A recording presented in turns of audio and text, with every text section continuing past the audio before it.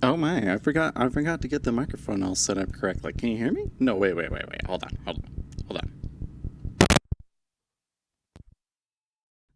There we go.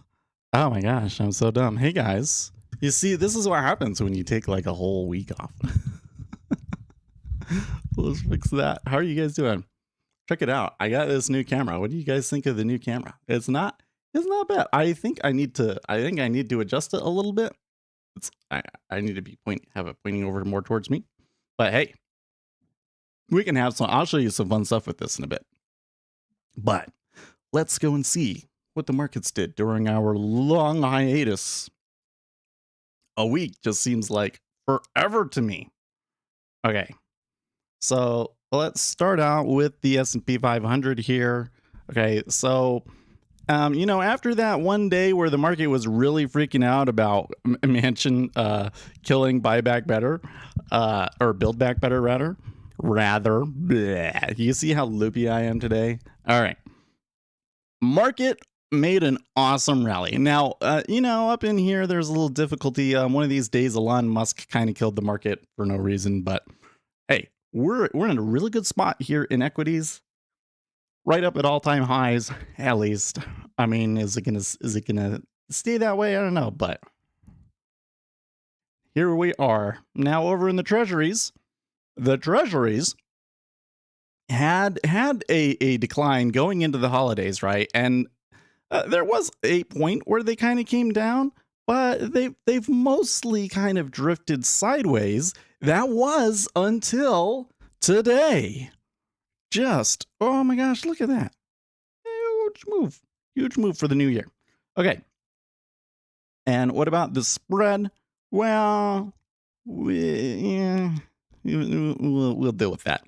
It looks like it did flatten a little bit, but that was because this move here was a little crazy. Okay. Oil. Okay, now oil, we got OPEC today, right? No, not today. We got like OPEC this week. Okay. Oh no, wait. I'm getting headlines right now. OPEC meeting decides to select Kuwaiti nominee Hamath Al-Ghazi as organization's next Secretary General. Okay. So it's doing stuff right now. So we'll see where oil will go. But it's made some moves. It's made some good moves here lately. All right. Natural gas still within its range. Doing good. Gold and silver had a little bit of a breakout. I mean, they've still got a long ways to go to match this big move that they had in November. But it's looking okay. It's looking okay. Some pretty big gaps. You know what? I think that some of these, I'm missing a few days on this chart right here. So I'm going to go and fix that in a bit. And Kappa kind of sideways too. Oh, and we got to check the coins. The Bitcoins still kind of sideways and hanging out in that mid to high, 40K range. Well, the dollar still 95. Still 95. It's relatively strong oil. So that's what we got going on there. All right, so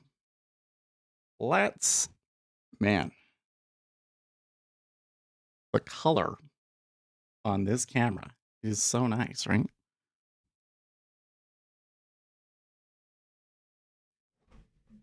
Let's fix this up.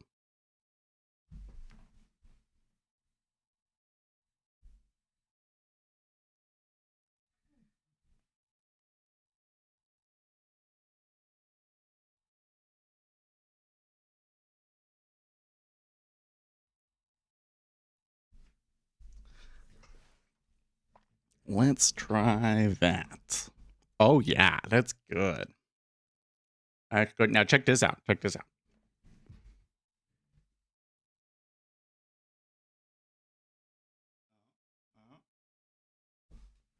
It didn't focus on that as well as I thought it would. I had it the other day. It was doing really great. But if I go back, if I stand over here.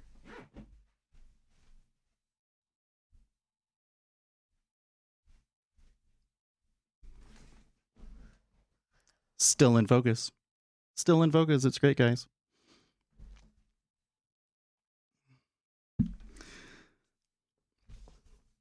So I even now, I put it away, but I even got like a lapel microphone.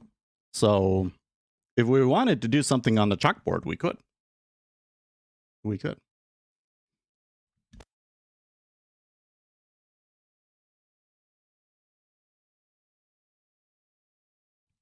Yeah, Happy New Year. Your resolution is to make profits from futures.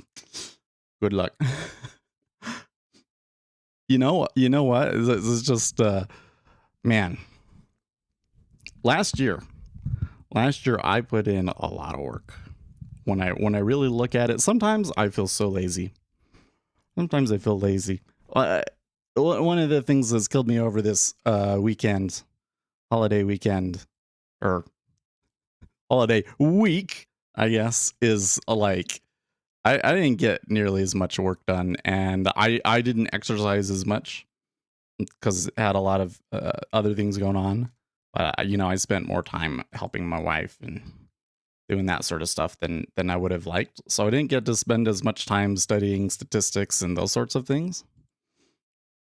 But then when I look back across the whole year, like we learned so many important things, and I've really gotten to the point where I feel like that what we've been doing here on the stream is actually more important than me doing the best at trading futures that I can.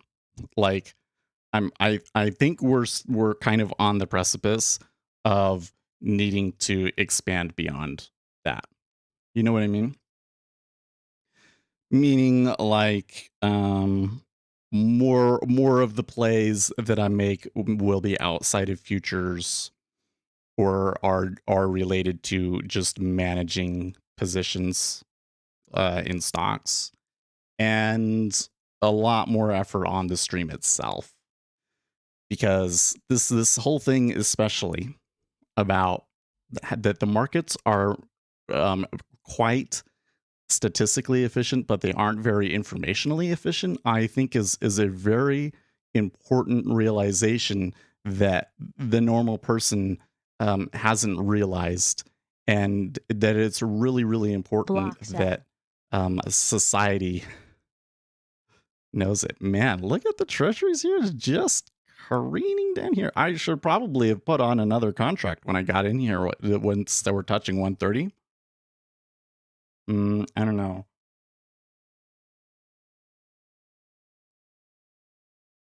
So I'm trying to treat this over here like the Seth Ellis CTA fund. Okay, so we're going to just assume for a moment, to make everything simple, that we have $100,000 portfolio to manage. Okay, that's how we're doing it. Oh, you gotta come back here so you can actually see the flow. Okay, so we got $100,000 portfolio to manage, and if we've made 5% over the last month, hey, that's not bad, right? That's not bad. Need to get the right instrument here on the 30. Okay. But going back to what you were saying, YouTube Finance, I got today video coming out about whether futures trading is for you. Because you know what? Probably you're beyond this because you've been trading for a long time. But I think that the first step isn't necessarily to make money, right? The first step is to get in there, understand what's going on, and then the next step is to learn a bunch of things and understand the markets and get a feel for like what the news is and find your edge, right? And then you make money. But even with all that considered, like, we have to realize, if the market is not very informationally efficient, that means that even if you have the best information, sometimes you're just going to get screwed, right? So what we know kind of makes it, kind of says it's super, super hard for a retail trader to make money from futures, right? That's part of the reason why I'm going like, well, on some level, we're going to have to we've learned the thing that we needed to learn from futures trading, right? Right. You've done well in options and crypto, but not in futures. I got you. Yeah. Yeah. It's just it's so futures are straight up harder. Oh man, there was this thread on Reddit 2 days ago where this person said that they had turned like $10,000 into $200,000, and I was looking at it and it all looked legit for sure. Now it was only a 20x gain. You realize that 20x is actually not crazy. Getting a 20 bagger is like the peak. Like beyond that, now you're talking about crazy stuff, right? But it was stocks. It was stocks, and he didn't post all of his individual trades, so I don't know like how much of it was based off of one big trade or anything like that, right? Um, but man, you turn around and you've traded if you traded stocks this past year and you were in the right place, you didn't get stuck with any of those lemons that went down 40%, then you probably did really well. But futures, scalping futures, it's hard, man. It's hard. It's just kind of difficult for you to. Oh, you know what? We need to adjust the camera here. I'm realizing. How do we do this? Make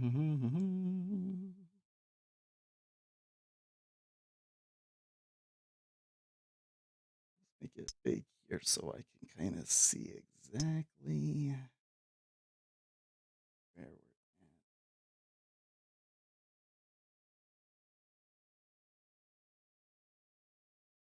All right, and that. And we're gonna have to crop it a little bit, huh?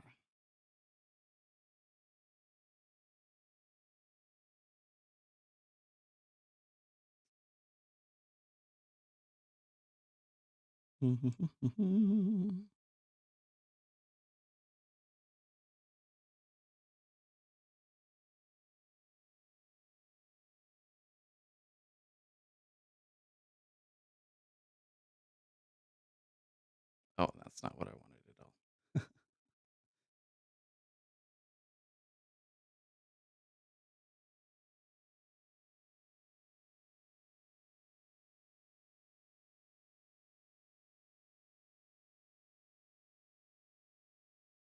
Left, right, right, bottom. What was the right way to do this?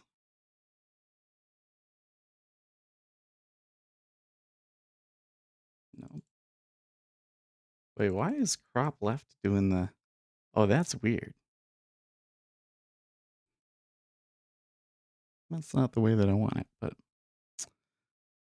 the psychology took me 5 times longer to get than the trading itself. Could be. The psychology aspect of it is really interesting just because if you're a retail trader and you want quality information, there's way more quality information on psychology out there than there is other things. There's a lot of really good, reliable stuff that from psychology that you can use. But if you don't actually have an edge, it's like completely useless, right?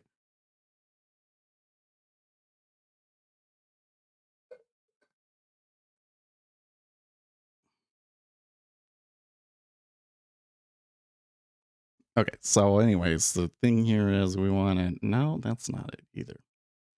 I forget how to do this in OBS. Hold on. Hold on. Is it not transform?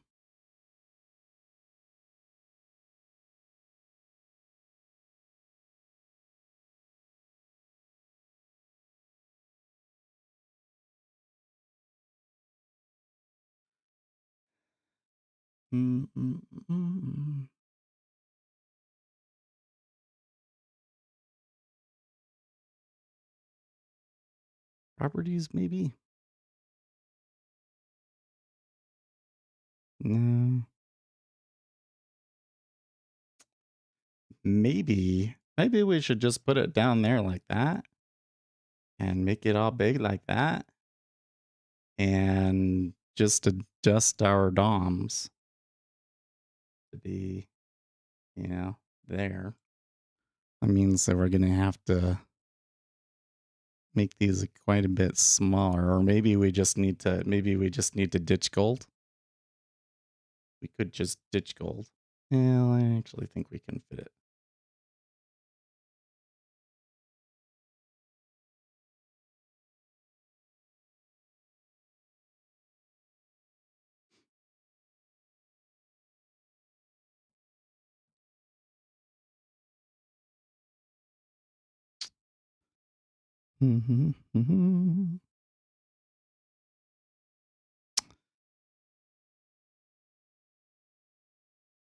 No. Well, we can get rid of the 1. Oh, and what's this? We have the order column on it. Well, that we can get rid of that. That'll help. Decisions. I know, right? I just have a bigger stuff down in here, which is fine. Guess it's kind of in line with what I've been saying here to you guys this morning. That like, I need to focus a little bit more on this stream. These middle columns I can bring in a little bit.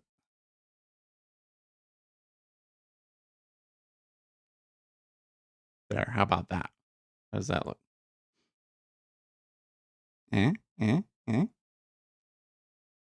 Get that like that. Good. How does that look, guys?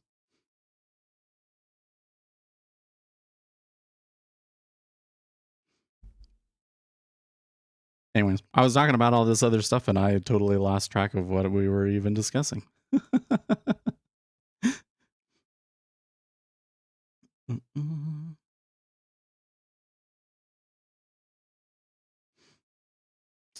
Okay, so let's see here. Man, the treasuries are still trading like crazy. Oh yeah, how hard futures are to get a hang of. Well, so here's the thing. What I was talking about with those stocks is that there can be, you're a little bit more likely, I think, to be able to find a technical strategy that works in stocks. I'm thinking, or I've decided, because futures are just so efficient. Futures are so efficient, and I really, the more I've been doing this, the more I realize that futures are really optimal for trading news and like macroeconomics. That's what you want to do in futures. And the whole technical analysis game, which is what I think a lot of people in futures trading, what attracts them to it. And I haven't seen anything. I've never been able to find a piece of evidence that says that technical analysis is the way to go in futures trading. I mean, technical analysis isn't the way to go in general, but it seems like it's particularly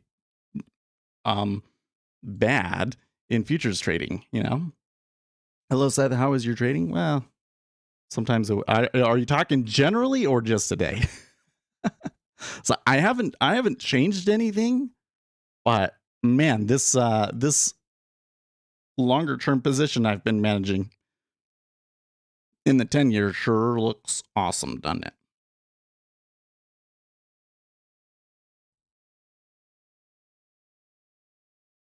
Oh, generally, I don't know. I was doing really, really good in 2022.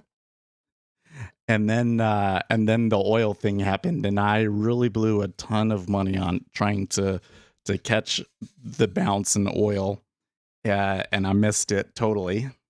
I had the right trade, but I missed it totally. But especially in the treasuries, I've been doing quite good. So you say you're doing harmonic patterns?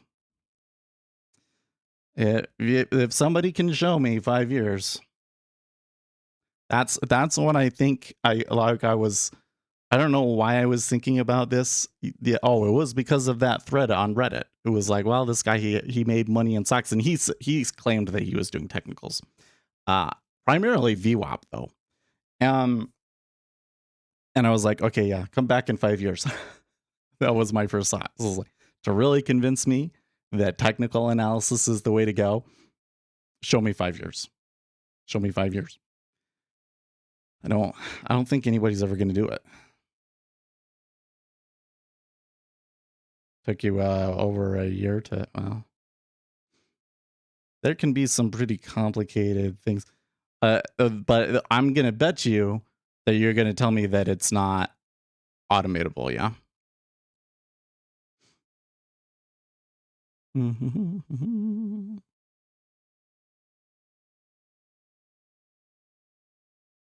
I don't know. There's at least one YouTuber out there that's really into cycles, and I think they're completely full of shit. So looks like only scalpers can show positive consistency in a fight. No, like that's what I'm saying, man. Is like, okay, if you do swing trading, you might be able to be profitable over a 5-year period.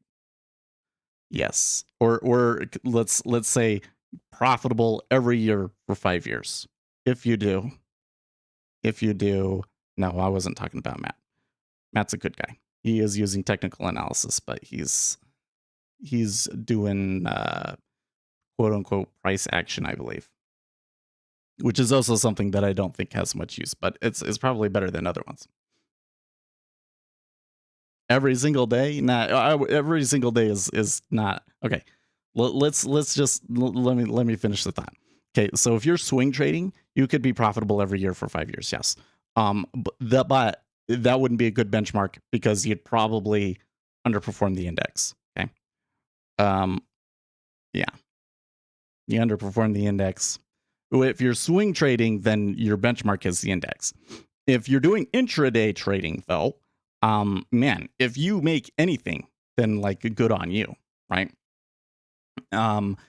It's way harder to make money on the intraday time frame because there's just so much noise, and so much of what's going on is just randomness, right? So if you're doing anything intraday and you're able to be profitable every year for 5 years, I want to see it. I want to see the proof for it because I'm really starting to think that nobody can do it. I'm really starting to think that it's not a realistic thing for a retail day trader to do anymore. Uh, uh, uh, mm. It's super. They're building an animated system, but you're sure it's pretty complicated. Okay. I can always take the most your base indicator and set up an automation for it to see if there's actually even any edge just to the indicator, but yeah.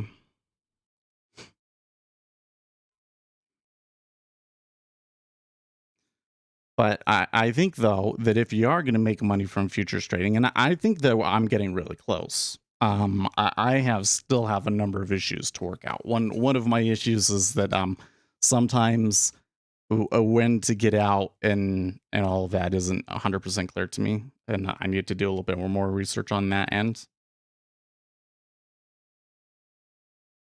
Sometimes I just don't manage the risk very well, and I end up taking too much risk on one idea, which really sucks. But that's what really killed me last year. I can't day trade futures. I end up over trading. It's probably well. So that right away, you're saying that you're not doing futures, and that's different, right? And that's the thing is I can show you a number of instances that I've seen over the past year where somebody has shown um profitable over a year or just insane runs.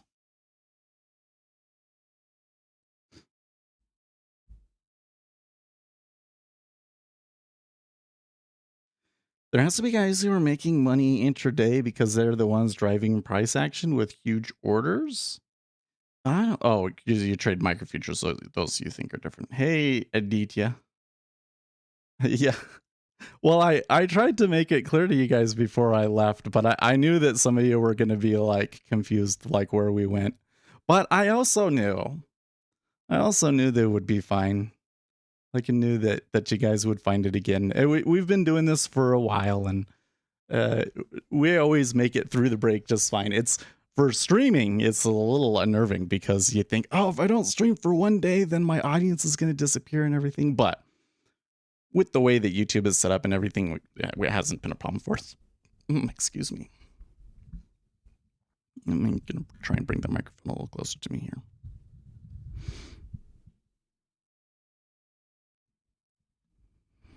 Oh, there has to be guys making money intraday because they're the ones driving price action with huge orders. Okay, so there was a study. There's actually multiple studies based on this same data set, but these researchers got their hands on like all data from the Taiwan Stock Exchange, like every trade, and who executed it. So they were able to go back and say, okay, how many people actually day traded in the Taiwan stock market? Like literally everyone that day traded in the Taiwan stock market, they had it in there, right? And do all of this statistical analysis of it.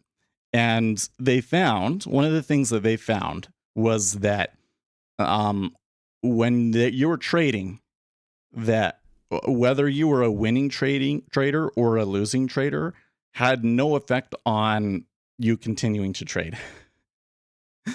Like, of course, people fell out at a certain rate, but the rate, it was not dependent on whether you were winning or losing, really. So it was essentially like there really is just this large amount of volume out there intraday that is truly noise. Like that these guys that are trading it and making these trades don't do well. They just don't do well. So there are some people that make money, but they're extremely uncommon.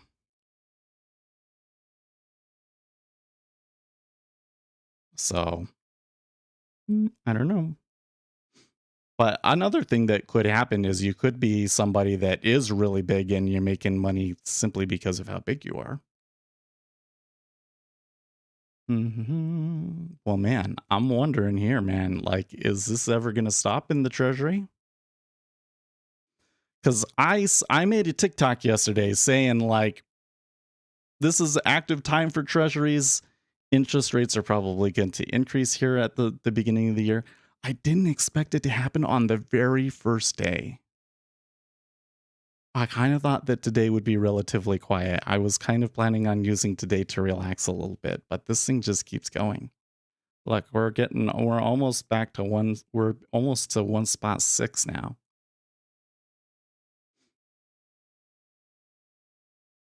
It took one point. I like Matt. He, I think that if he moved away from technical analysis, he could maybe do better. But he's really good at sizing up and taking really crazy risks, which I think over the long run probably works out for him, even though he's gonna blow accounts. But I don't know if they're doing a good job at emphasizing that that's what they're doing to people. I feel like it's more geared towards getting the most people to watch the stream than anything, which isn't necessarily bad. It's just like block cell. I wouldn't know that that's the case if I was just a random visitor to the channel, you know? Whereas if you're just a random visitor to my channel and you go to the main channel page, you're going and you start watching my videos, you're going to learn very quickly that Seth thinks that if you start futures trading, in all likelihood, you're going to lose money and you're going to lose everything in the account, right?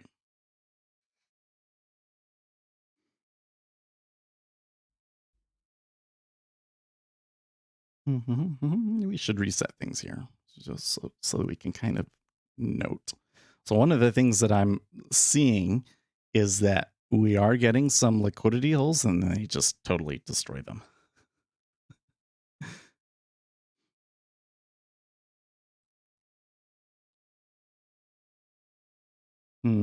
Is the dollar? Oh yeah, the dollar is getting hit. The golds and silvers are getting hit.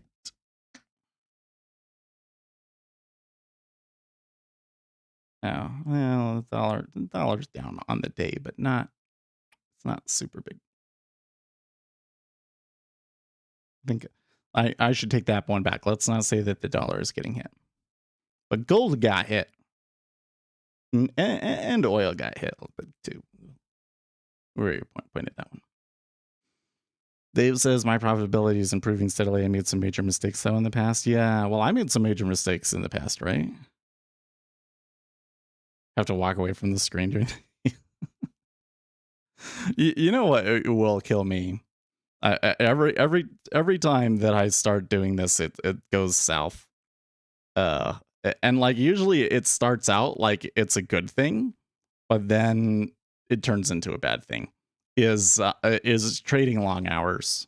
Like if I start trying to take trades outside of the regular streaming hours, that's when I really start to do dumb things. You know, and I should have like walked away. And usually the way it starts is like I'll have this position that's on that's really really good, and I want to just let it ride, and so I'll take some profits on it or something, and then it starts coming back. So it, um I want to get back into it again, and trade like it extending or something like that, and then I'll start taking these trades during the day and I'll be watching it like a hawk like all day and just completely mesmerized by it, and then I'll start making dumb decisions. This is like it makes you want to trade. Uh I really think that like it triggers chemicals in your brain that induce you to trade or something. You know what I mean?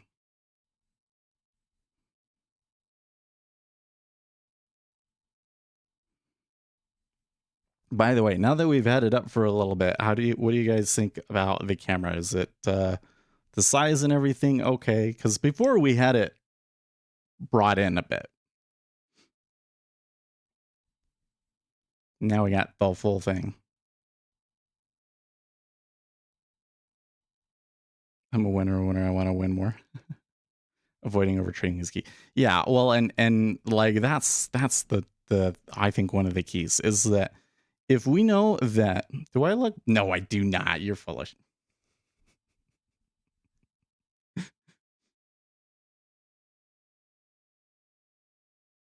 Dude, so let me show you. No, let me finish my thought. I'm being so ADHD today.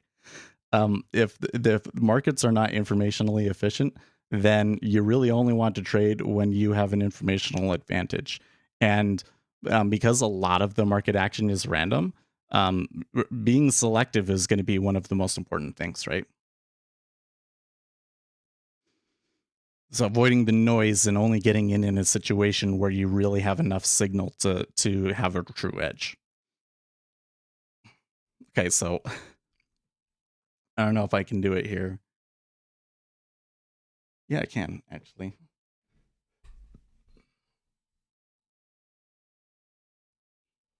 See the camera is so sharp that you can see the blood vessels in my, you can see how absolutely bloodshot my eyes are.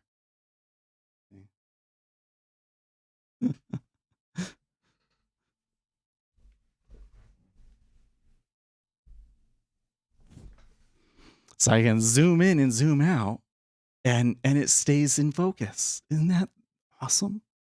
Isn't that awesome? Check. Well, here, let me find this.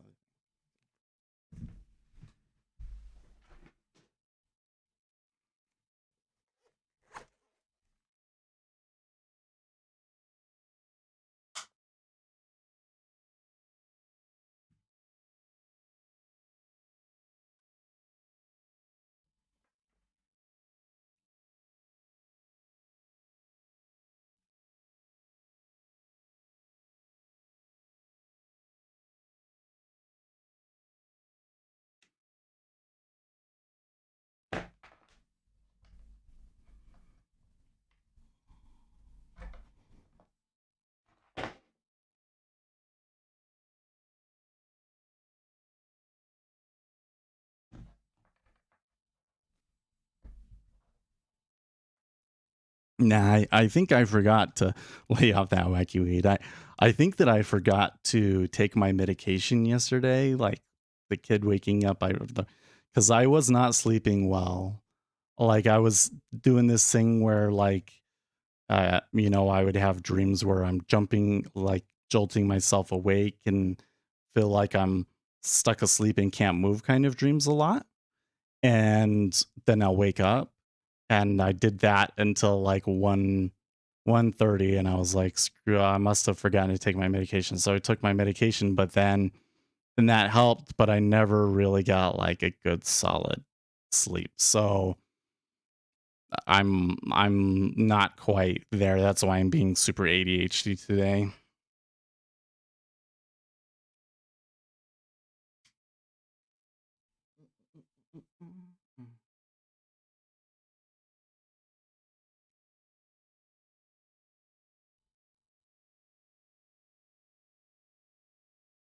Test, test, test.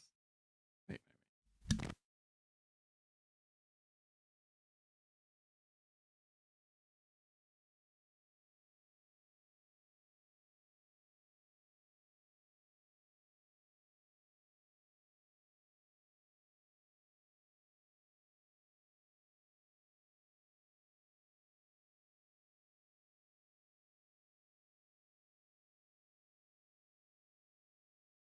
I know I had it working the other day.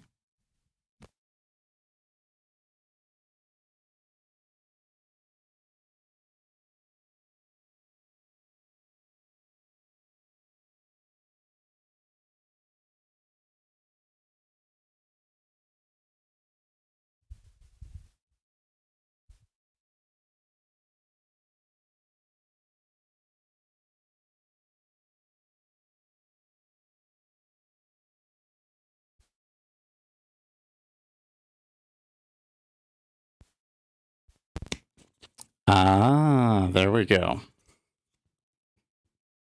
Is that too loud? Hmm.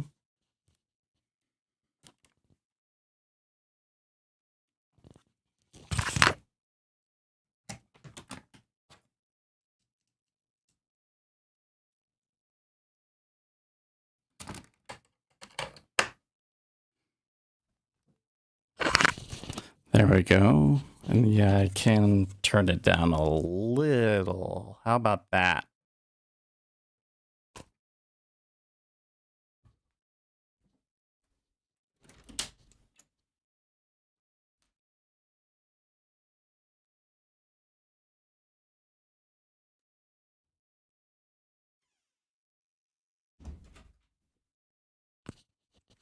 See? So it can be over here. Wait.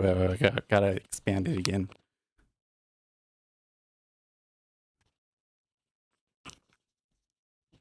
So see, I can be all the way over here and you can still hear me. And then I can can actually write stuff. See?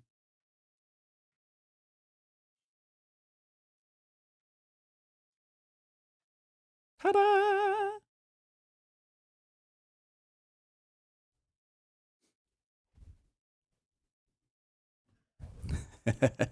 No, it's good. Yeah. So, all those times when I'm drawing stuff, you can draw it on the actual chalkboard. It'd be great.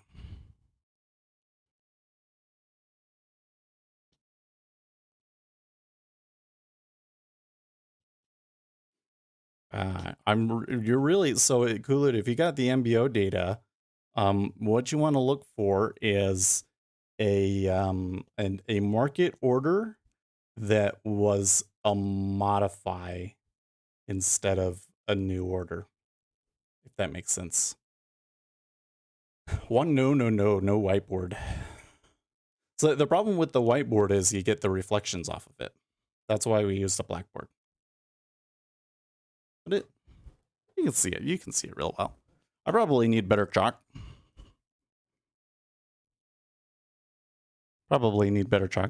I think what I really need though is I need a different kind of head for the camera.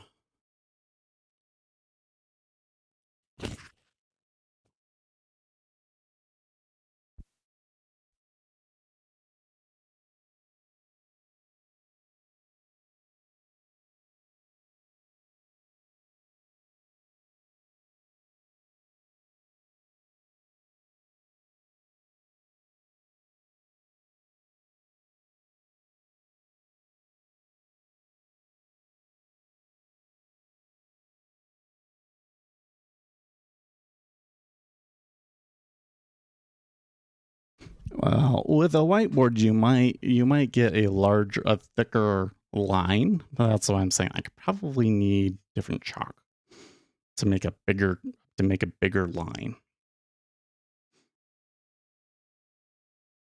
I need that chalk that goes on super smooth and stuff. Nah, you can post pictures in Discord. You should do that. Just post it in Discord.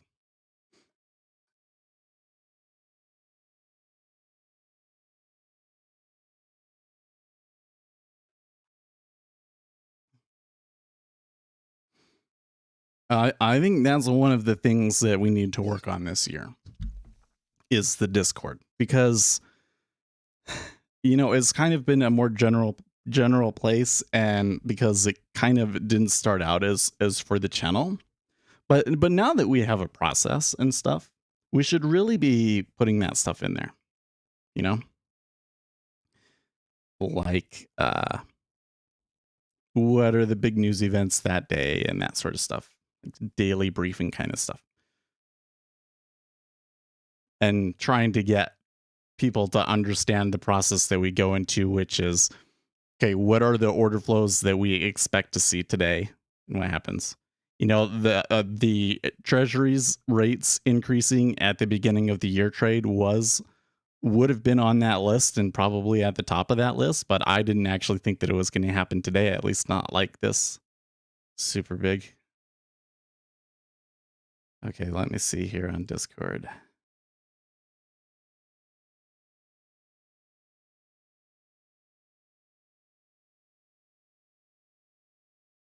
Cumulative tick.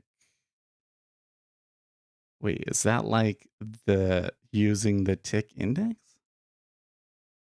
Nicey tick? Oh, that's super interesting.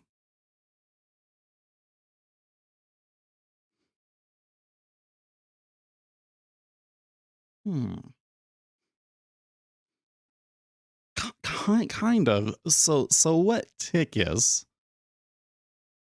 Hold on, let me move this. Tick is like how many stocks are long or short at that time. Essentially, how many stocks are moving up versus moving down is what tick is. So if you were to take like the cumulative of that, it will give you a more clear, like when it is flipping around sort of a thing. Basically, the when it reaches extremes and starts trending in another direction, it's going to look more clear. Because when you look at the tick chart, normally it just looks like noise, right? But I'm going to bet that it probably wouldn't look too different from if you were just applying a smoother, super smoother, or even a simple moving average to the tick. I don't know if it would give you the same results. I'll have to look. Does he give backtest results? I see him showing it as like, oh, it's $95.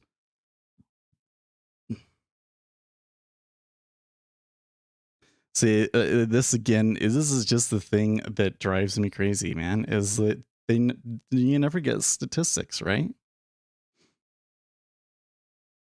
I mean, I can't really give statistics for like news events, right? It doesn't really make much sense in that context. But if it's like something that's like a chart, I feel like that you should and you're trying to sell it to people. I feel like that you should be trying to show some degree of here's why it's useful. You know what I mean? Unless you're saying it's just a tool, like the ones that I make. I'm not claiming that I have some form of analysis or filtering them that gives you an edge. I'm just allowing you to see information that the default tools don't let you see. Is what mine are all about. Presumably, you could potentially take those all into a machine learning algorithm and make something of it, right? But I'm not like making any kind of claims. But then people start talking about patterns and this average line and entry and exit signals, and that's when I'm like, okay, if you're gonna give me an actual entry and exit signal, you gotta tell me how effective it is. You gotta show me the stats for it, and ain't nobody does that. Is it really because just nobody's sophisticated enough to do that? I don't know, but it really bothers me. Really bothers me. Man, these treasuries are just like not letting up. Like I kind of thought there that they were gonna pump back up, and it wouldn't surprise me if they made maybe even traded 23 and then bounce back to 25. That's a possibility, actually a strong possibility here, but it is just so heavy. Like somebody's really selling. If it works 60%, sorry.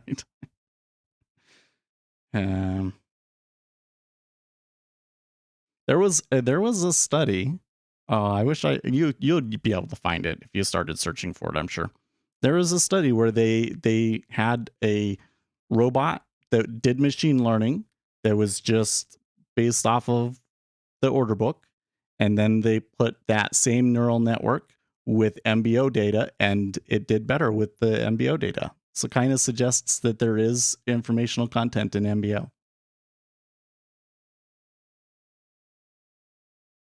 Monte Carlos for people who don't have, the way that the Monte Carlos work, at least in Ninja Trader, I don't think that people quite realize how it is, right?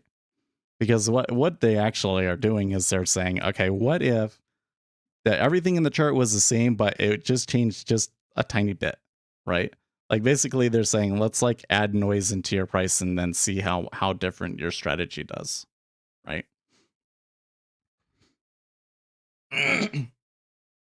It's not like actually generating like a realistic chart movement necessarily.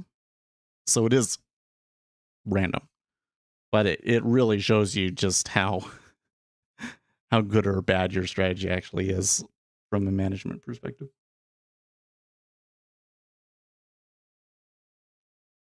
Okay, well there's 23 and there's a big order at 23, so maybe this isn't going to stop. Holy crap, man. So let's come back here. Let's just check. Oh, by the way, I didn't even have financial juice running.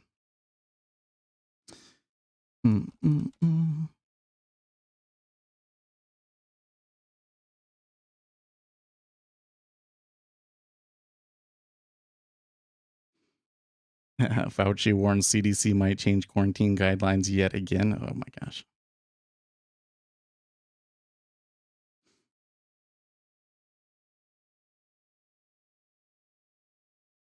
Well, I don't see any kind of news that would make me think that treasuries needed to rise, but somebody's making a big change here.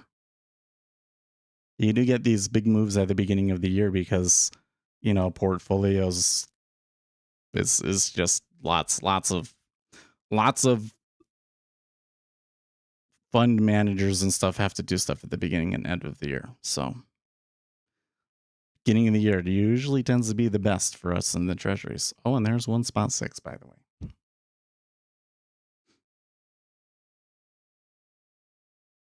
So reset it there. They are maybe bouncing a little bit. So we'll see if they make it back to 25.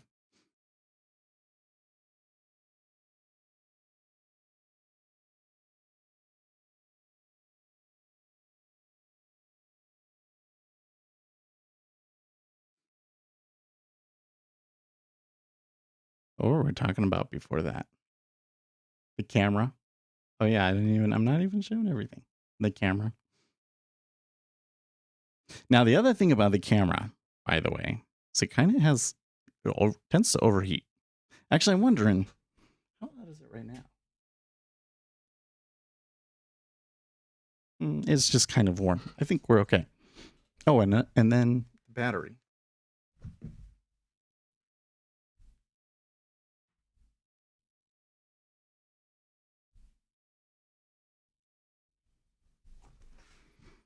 Yeah.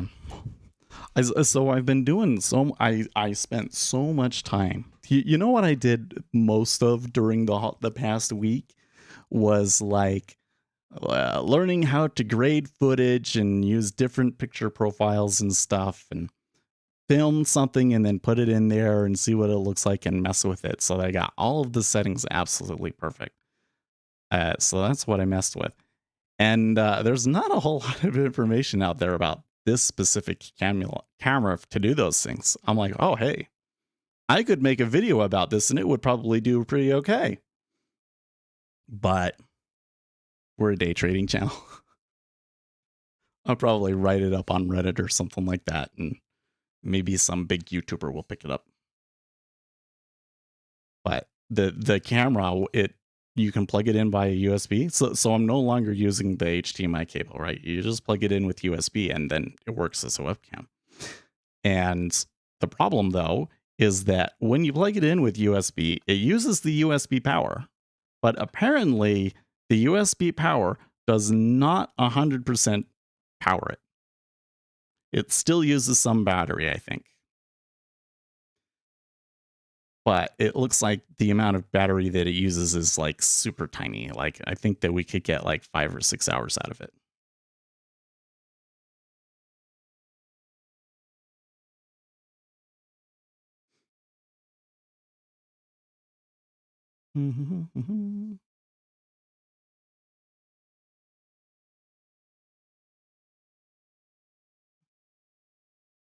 Now, another thing we got to talk about is I think this could be a difficult year. Yeah. You know, the 2022, it looks like, or sorry, 2021, I guess. It at first glance, 2021 looks, people would say it was an easy year. But it really depended on what stocks you were in, right? Because there's a lot of stocks that were down big, big, big, big, big, especially all of these small cap stocks. So I think that we're already in a stock picking environment, and I think that it could get worse. Yep, QE coming off. Now, one of the things is like these big caps, like Apple and stuff.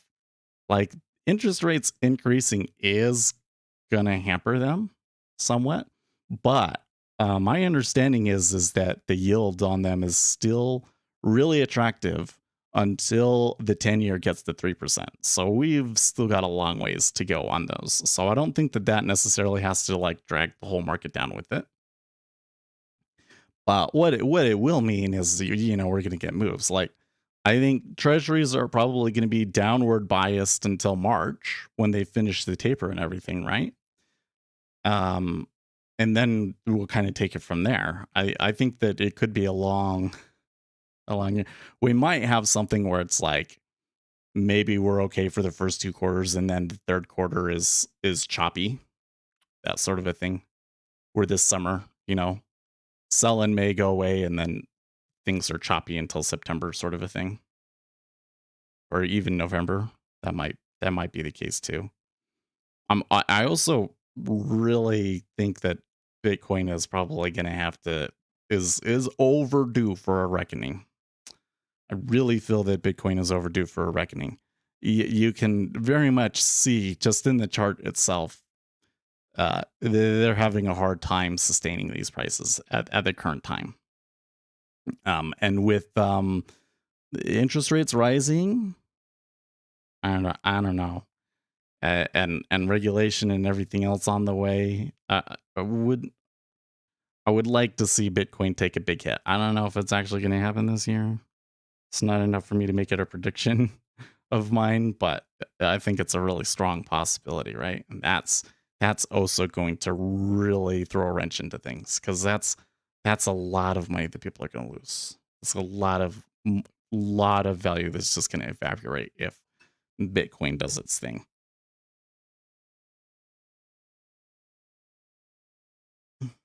Oh man, I made a TikTok about Bitcoin. There was like 80 to 90% drawdown in Bitcoin is not unusual, guys, right? And it was crazy how many people were like, "Oh, that can never happen again. Bitcoin is so much more stable now." And yeah, I was like, well, if you look at the realized volatility in Bitcoin, it's pretty much always been 5% per day. So Could it go down 80, 90%? I think so. I was a little scared at how many people thought that that was just impossible.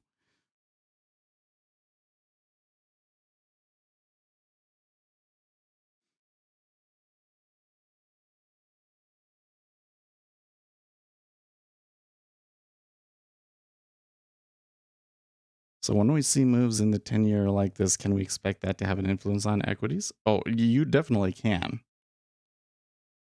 In fact, um, some of the move down in the equities today may be attributed to treasuries. I don't know. Looks like that the peak in the S&P 500 came well before that, though.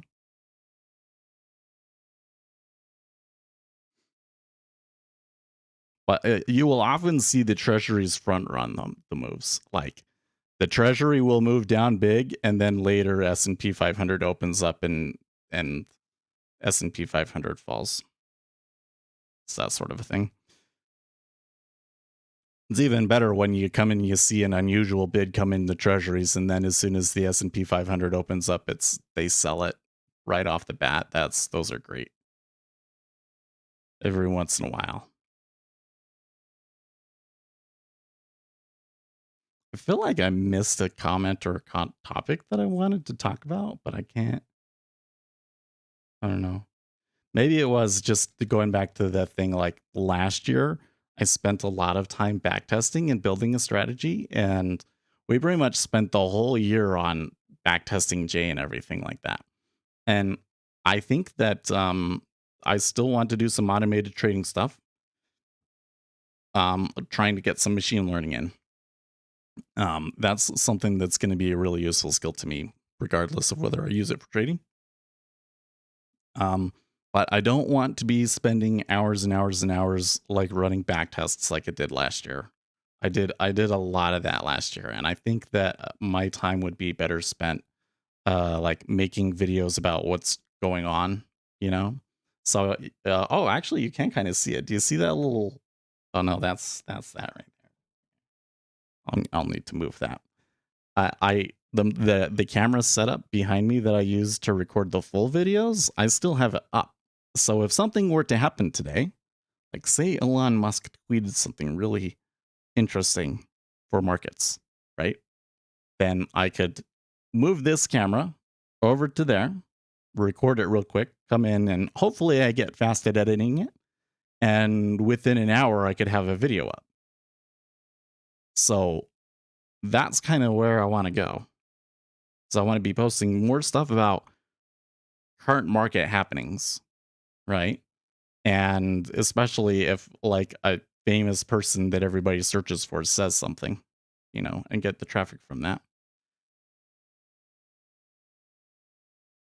And also, so the video that's coming out today is futures trading for you, which I think is going to be a good video. I have to say, man, with the new camera, the quality of the video is it just seems like it's so much. But to me, maybe nobody will notice, but to me, it's like, oh, this video seems so professional now. It's great. Hey, it'll be good. But we want to get a more general audience is what we're trying to work. I don't think that they're going to come into the stream, but we want to get this channel. I think that the goal should be 10K, but if we really break out and are successful with what we want to do, we'll go way beyond 10K. How do you want to implement the AI? So what I'm trying to do right now is use TensorFlow. So I actually have a system set up where I can get NinjaTrader to send information over to TensorFlow, and then I'm running TensorFlow on like a Docker image, and it all works. I don't really know what kind of an algorithm to write using TensorFlow. That's kind of where I'm at. And the other side of it is like I am also want to get into some statistics stuff. So I'm kind of caught between doing that and the TensorFlow. But I think what's going to happen is at night when the kids are doing their homework, I want to read the statistic book. Is what my current plan is, and we'll get into the TensorFlow later. But the other thing is that Jigsaw is hinting at that they're putting in some features that are going to allow you to do some customization sort of stuff. And I think that it might include ways for me to be able to put stuff into TensorFlow and program with Python. So it is hard Ninja. Actually, getting the data out of Ninja and into TensorFlow was not as difficult as I thought, but that was because somebody on the forum did it. Oh, just programming is hard. Yeah. This artificial, the machine learning stuff is going to be, yeah. Like, I think that right now it's over my head. So I don't know how much content we'll be able to make out of that this year, at least. So it'll take a long time for us to figure it out. But that's the thing, is like last year I spent all this time like, okay, let's try and improve our technical edges. Kind of realized that was a waste of time. Now I realize that what we've got going here. Well, so yesterday I was watching. Have you ever watched All In? Is that the name of the podcast? I don't know. They have a TikTok account, so I never watched their podcast. But there's these 3 billionaires, and they have a podcast, right? And it's got the Chamath guy. You know who I'm talking about, like that fairly dark skinned Indian guy that became a billionaire through cryptocurrencies, right? He's super pro cryptocurrency. Anyways, and they were saying in their podcast like that they have 1 million viewers a week.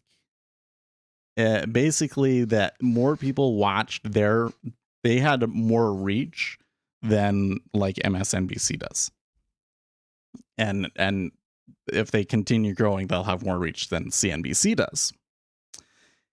And they were saying, there's a lot of important issues of our time. And the one that they seem to be most triggered about right now is education. Like, they're really upset that their kids keep getting, taken out of school because of COVID. They're really frustrated about that.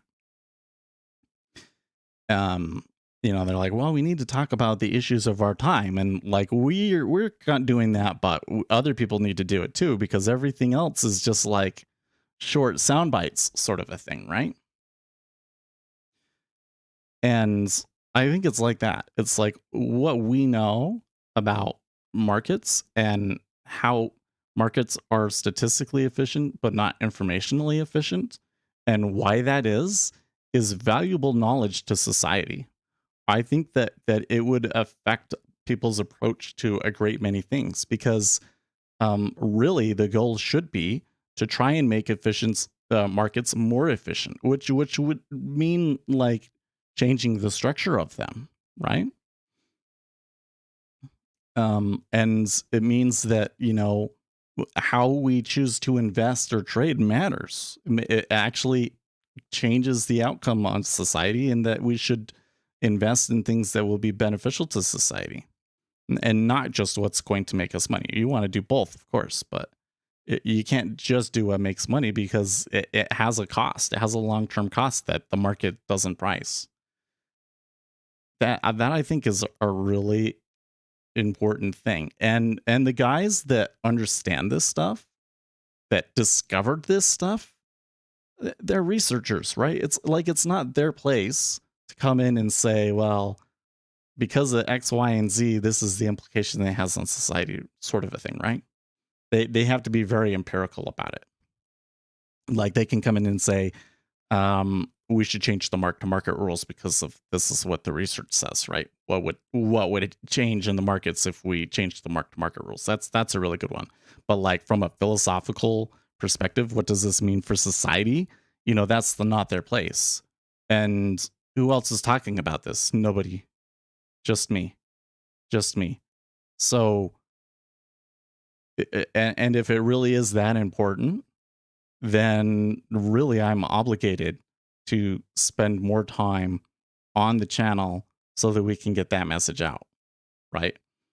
And I've always put like trying to find something in the trading or whatever it was, even if I knew that it wasn't necessarily going to help a whole lot. I always kind of put that first and did that sort of stuff with my free time.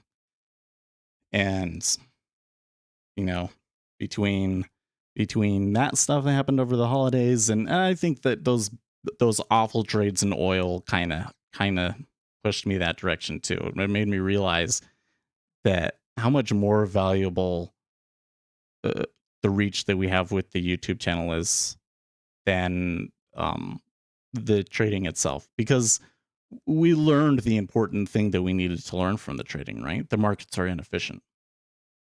Like we can go back and we can explain why it is. And that's what we're going to do this year. That's what we're going to do at the beginning of this year.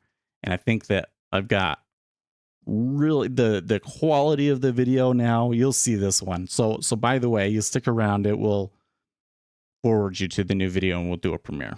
So um I think that the like the quality of the video and the editing is like it's good enough. Like from here on out, it's we just got to get really good content.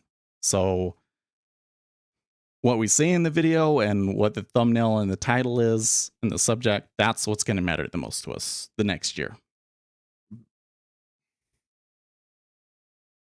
I have some statistics. Yeah, I would love to look at this statistics. Wait, are you? So if you're on Discord, say something in the lobby so that I can give you permissions. But you don't necessarily need permissions. You can just like message me and attach it in a message.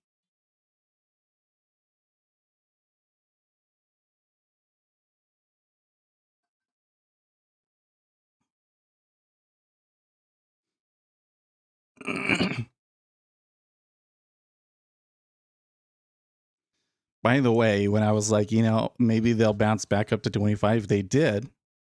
They did, but then they settle right back down at the bottom again. It's so heavy. It's so heavy.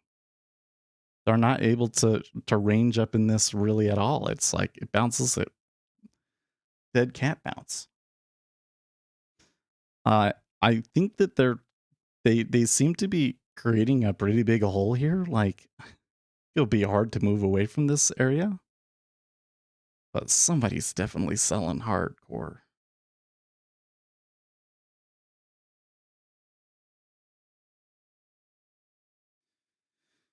It's incredible how quickly the Republican Party spiraled into anti-vax nuttery. Some people, yeah. Block cell. Why do you prefer TensorFlow over MATLAB? So the only reason was because of the popularity of it. That seemed to be what everybody wants to be using or has been using. Another block selling to new lows, and it's just crazy.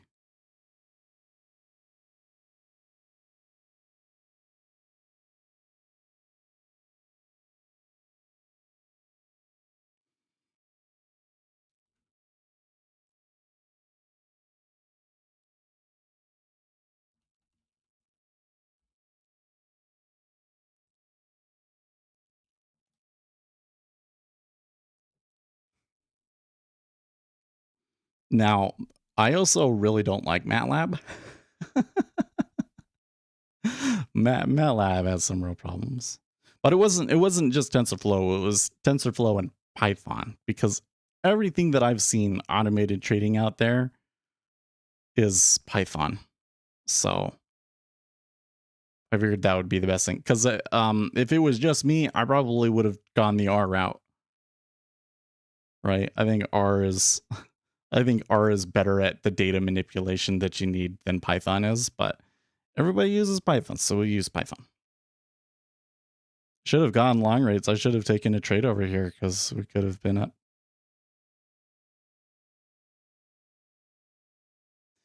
I have to say now though, like the impact that they've had is so strong. I have a very, very difficult time continuing to justify getting into a move. But even though we should acknowledge that with this amount of trend, that it could just be a trend day and moves all day. Can you touch a little on options affects the market? Like why there are days when it seems that we are having a gamma move? Well, so I'm not exactly sure why it's like some days it happens and some days it doesn't. But essentially, what will happen is these retail traders will come in and put like really far out of the money calls. Okay. Um, Anticipating the stock to go up. Now, the reason that you want to do like out of the money calls is because they have more, as we call it gamma, right? I think that's what we call gamma. Right. So what that means is that normally, say we're in an option that's at the money and the stock goes up $1, then the value of the option will go up $1. Okay. And we'll make you $100 because their options are packs of 100, right? But there comes a point because you have options that are far out of the money that a $1 increase in the stock actually means that you make like $2, right? So as it moves closer to your strike, or as you get in the money and it moves away from your strike, the more gamma you basically get. So having a lot of gamma on your trade, obviously you want to get in when the gamma is low, but then as the gamma builds in your trade, that's like really good for you in options, right? And it's very bad for the market maker. So the market maker has to hedge themselves against that, which means that the more that it moves up, the more of the stock they're going to have to buy to hedge their gamma risk. Makes sense? So on these big moves that we've been having, right? Market makers have had to buy a bunch of stocks because of what the gamma does. And then it kind of becomes this self-feeding cycle, right? So what I can do if I'm an options person is I'll come in and I'll buy the far out of the money calls. And then because they're so far out of the money and everything else, the market maker is going to go and buy the stock and move the stock up for me. And now I've made a ton of money on my options. So I can then at the end of the day, if based on what the mark to market is, right? Because at the end of the day, they basically say this is the price. And based on what the price was, this is what all of the options are worth, and this is how much margin you have, right? So now the next day, you have all of this extra margin to play, so you can then do it again. You buy even more calls, and then the market maker has to buy the stock again, and it pushes it up, and it just goes in this cycle over and over and over again, right?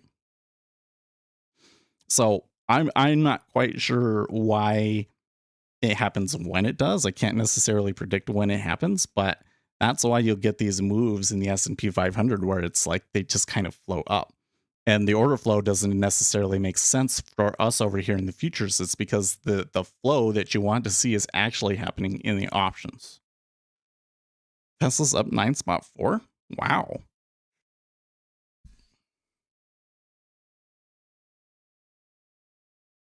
We got some news.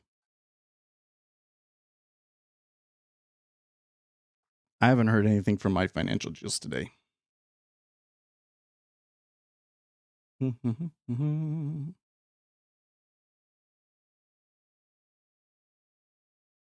Oh, was news on deliveries? But I thought that the news was that they were gonna. Okay. I thought there was some news that was disappointing on like the number of things that they were gonna deliver. That was super helpful. Good. Yeah. So now there's this website called Spot Gamma, And what this does is they look at where what strikes everybody is buying at to kind of determine the key inflection points of this, right?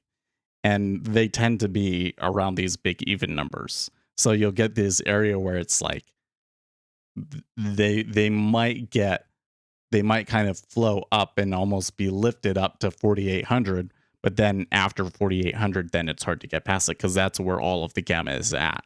And once you get past that point, the market makers don't have as much of a problem.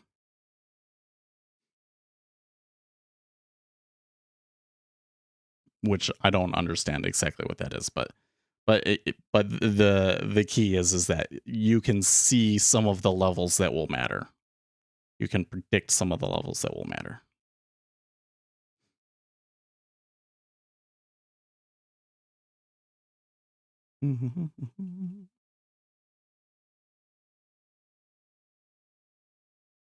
By the way, did you post something in the lobby PLA? No? I don't see it.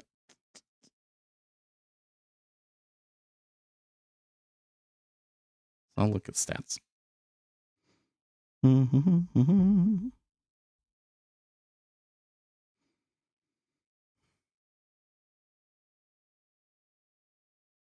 So this year we're going to hear a lot of scikit learn versus TensorFlow. Well, I don't know how far we're going to get on that or not.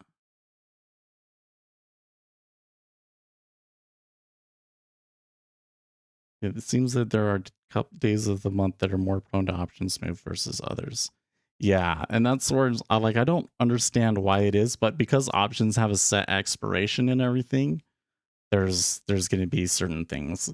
And like another thing is that you might want to get out before the weekend, and options tend to lose a lot of their what do we call it? Like their time value over weekends. So I think that kind of has something to do it. You should message me on Discord. Like you'll go into the futures trading Discord, and at the very top you'll see admin, and you just send me a message and then post the link. You don't have to add me as a friend or anything. You should be able to just message me and paste the picture into the message.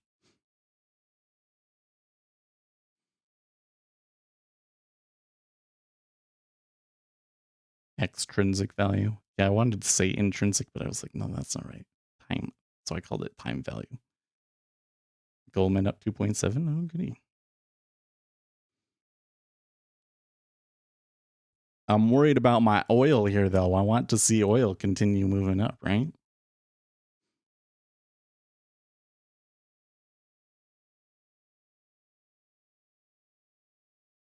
I was in the money on my oil options, but only like just barely. It was like, that trade wasn't worth it.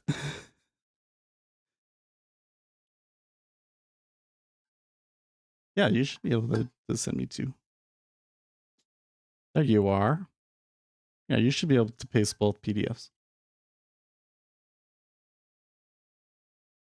As long as they're not like 100 megabytes or something. I think there's a limit of like 5 megabytes.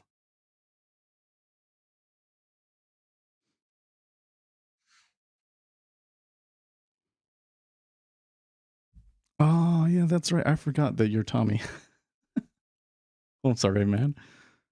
Y'all keep changing your names on me, and I'm having a hard time keeping track of who's who sometimes. It's only going to get harder, too.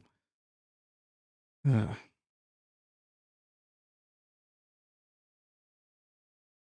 really will. So if the channel ends up like blowing up and we get more people than we expect from watching the stream, we will.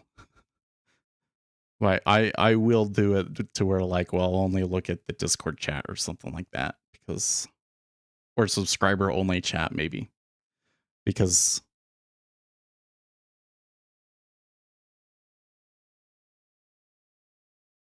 So you were speaking earlier about NT tweaking tick to mess with our strategies. I didn't say they were tweaking Twick to mess with our strategies. I'm not currently running any strategy on NinjaTrader at the moment. I kind of felt like it was pointless collecting more data on it. Yeah, don't forget us. Look, don't worry. I remember who's here. That's what I was basically getting at. It's like I remember who's here and everything, and we'll make sure that you guys that have been here first will be and that are dedicated will continue to get the most out of the channel, right?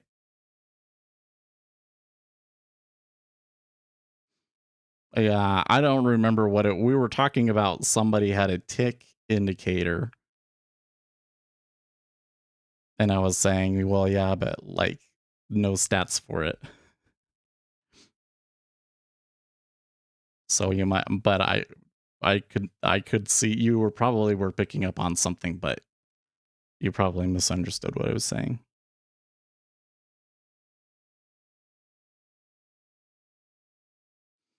No, but the intention is to switch the algorithm to AI. Like I have a metric that it's using, and this metric is really good. I think that there's a lot of edge in it, but it needs more. It needs something that's way more complicated and sophisticated than I've been coming up with on my own. So I need to. That's why I really want to put in the like TensorFlow kind of stuff. Okay, here are the two. Oh, I see. Now let's just look at the ES one. Okay.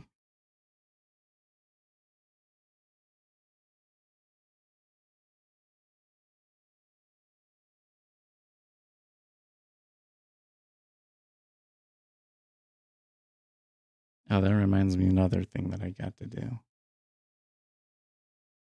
So for you guys, oh, I think I did change it actually. You because you were reminding me of to remove over the subscriptions because I changed it so that you can buy the indicators once. So if you go to speculatorset.com, you can buy the indicators once and you have them for life, and it's like $100. But for you guys, I've already given it to you for life. I changed your date; it's just there forever. So. Mm, mm, mm, mm. What was I doing?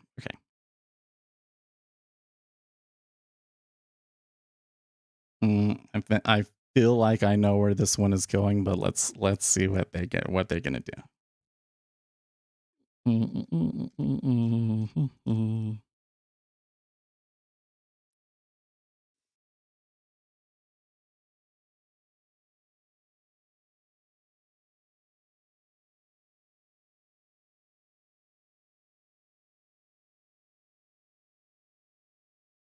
Okay. So these are definitely statistics. Yeah, you're welcome, Gus. You would just you would more than anybody had put so much work and was really using them and showing me stuff and everything. And you'd been a subscriber for long enough that I said, all of you guys that were already subscribed, don't bother doing it today now, but all you guys that were already subscribed, I was like, yeah, we'll just give you guys lifetime subscriptions anyways.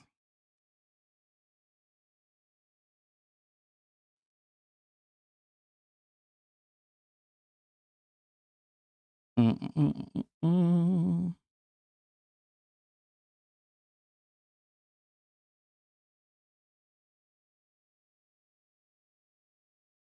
Right. So what they're doing is they're running statistics. Okay, that's based on an initial balance. Oh, and they have a more premium one. No.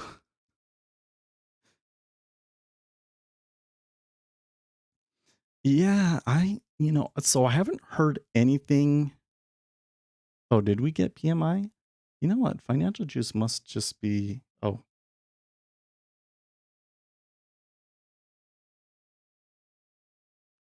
Okay, so there was about 5 minutes ago U.S. market manufacturing PMI final. We got 57.7 versus an expected 57.7.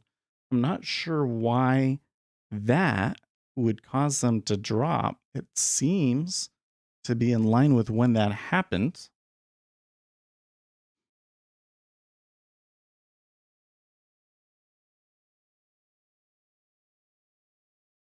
Hmm.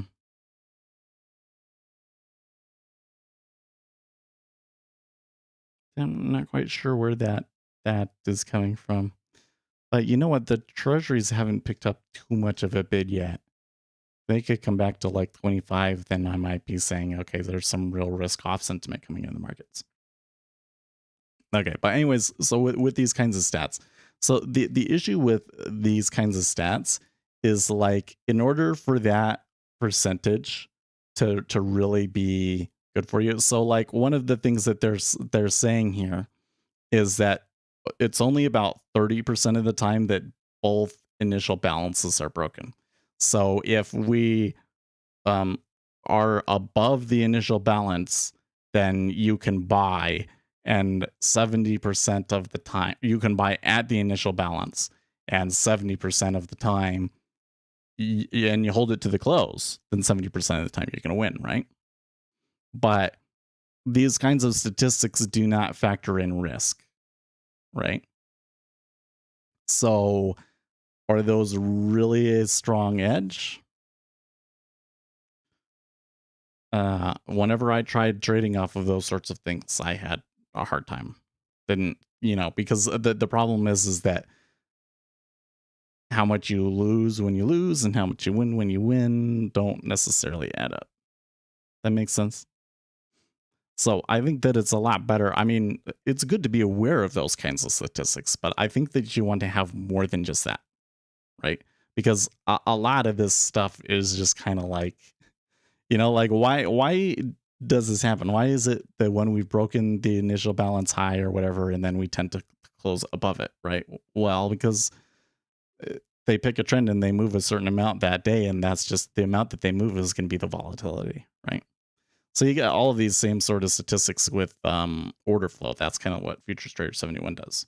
So you can use those totally, but I would really be wary about basing your entire strategy just off of that, because those stats don't factor in risk. Like like for instance, so a big one was like the value area, I think is what I was using. I wrote one that said, okay, if we are below the previous day's value area, then I want to trade up into it and away from it, or whatever the deal was, right? And because it had a really strong statistic, it was like 80% or something like that, right? And it did terrible. Like like do it this way.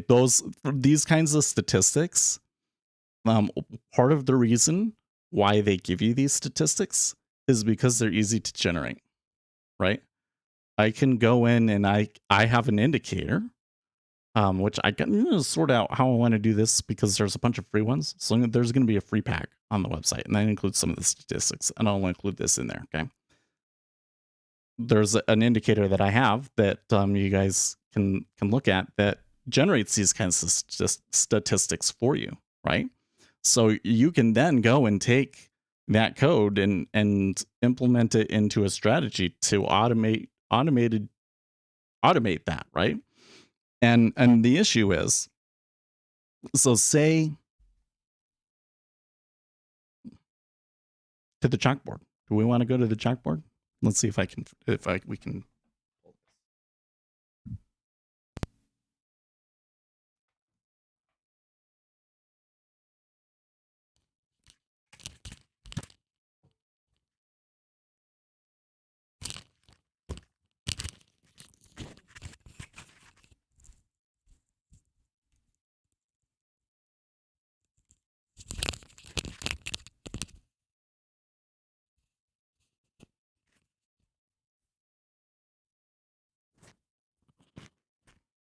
Okay. Can you hear me okay? Yeah, you can hear me okay. You can see me okay? So say we've got so here's going to be the open, and it went up and then it went down. Okay. So this is the initial balance. One of the kids is here to get stuff from school. I'll be right back.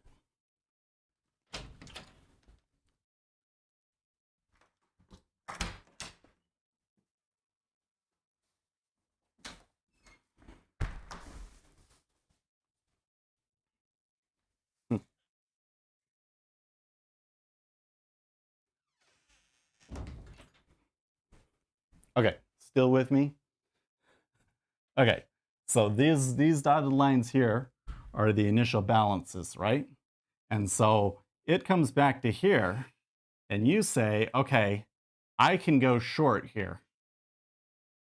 Because the statistic says that we're going to close somewhere down here, right? Statistics says we're going to be like way down there, right? And here's what will happen is yes, we'll get there, but first they're going to do this. Right? So the statistic doesn't include, if you were to trade from that spot to where it closes, how much adverse excursion you would get on average. And what you're going to find is that the amount of adverse excursion that you're going to get is going to be bigger than the stop that you as a retail trader want to hold. Right? And that's why I feel these kinds of statistics end up becoming useless to you. Yeah?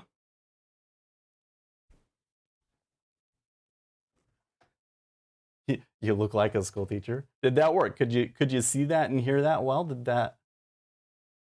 Was that good? Who was it that said that one is for the big pockets? It is, yeah.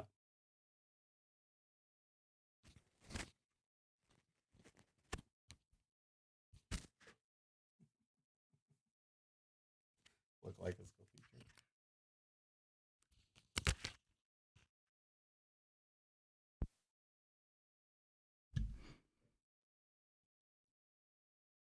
The ES is so crazy that I can't listen. The board is a little too dark. So was it that the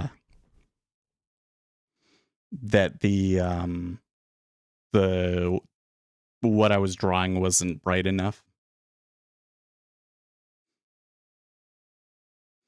Yeah. Well, see, yeah, that's the thing is like we can zoom it in.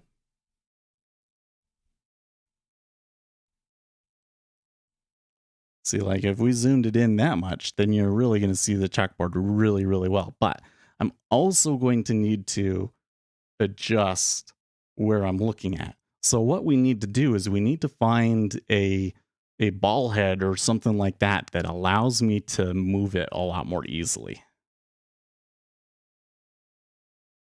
If you had knowledge that you were going to close that low, then it would be best to buy futures puts. Sure. Yeah.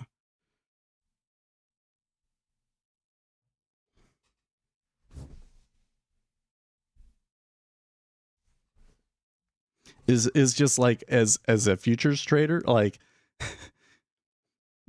if you're coming in and you're a retail ES trader and you want to hold a 16 tick stop, that one's not going to work for you, right?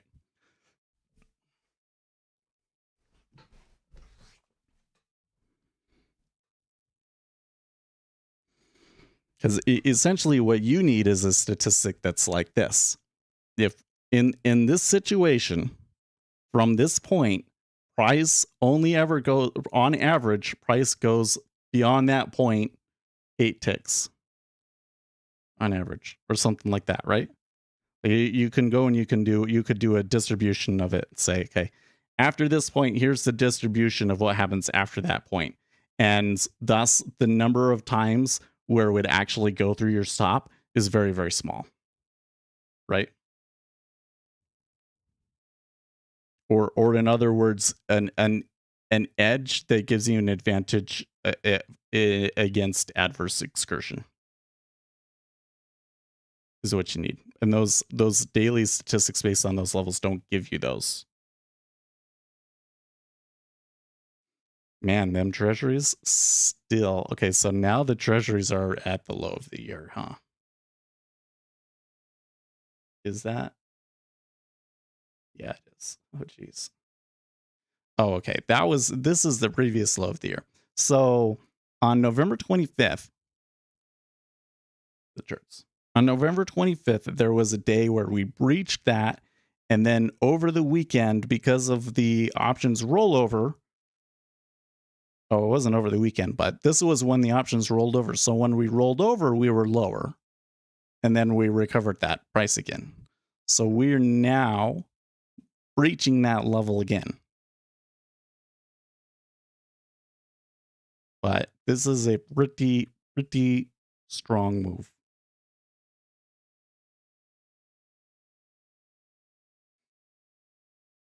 So the only thing is I just don't know what kind of a head would allow me to like reposition the camera best, you know?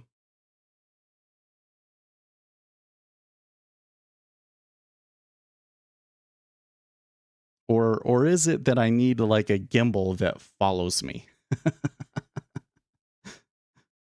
Wait, let's see how much that sort of a thing is. I bet those are crazy expensive.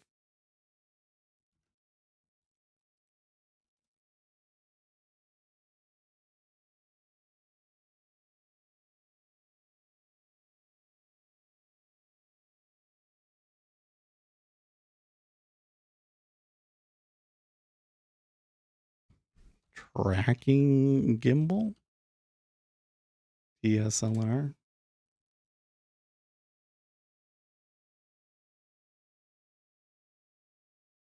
DJI Ronin SD? No.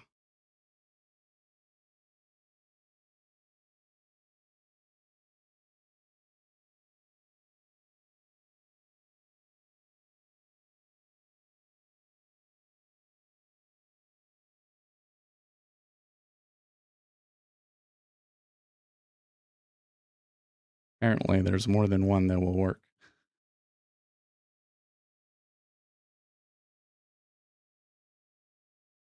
I don't know. There's this one that kind of has more like knobs to adjust things that would probably work out really well because then I could adjust the different levels individually.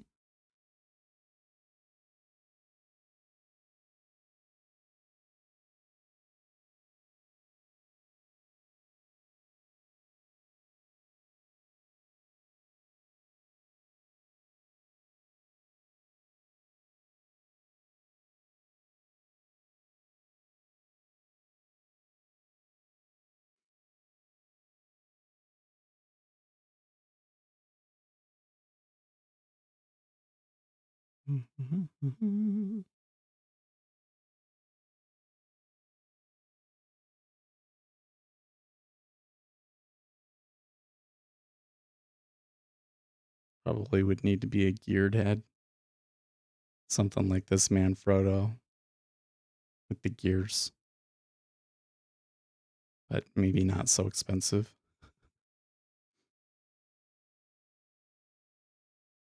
But you could still see it, yeah.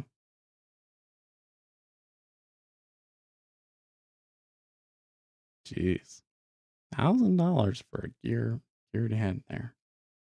That's insane. Wait, what's the sort by price low to high? Okay. What's the cheapest one? The cheapest one is 224. Oh, this Manfrotto is the cheapest one. Ouch. Well, it could do that. I don't think that would be worth it. And these ones, like a tilt head, I think is probably not what we want.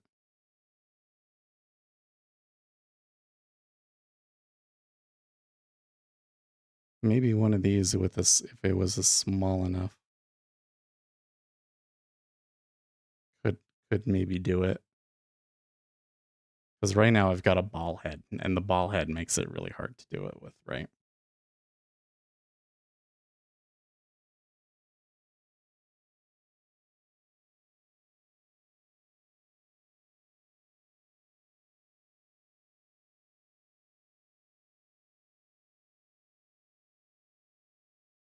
That one actually looks doable. Maybe we can get that. So we should get one that's got like a Manfrotto.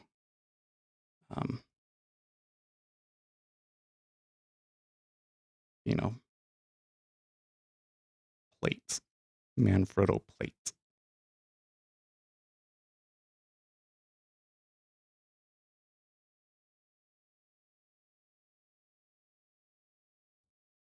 Man, ES, some of my data just kind of came in and out there.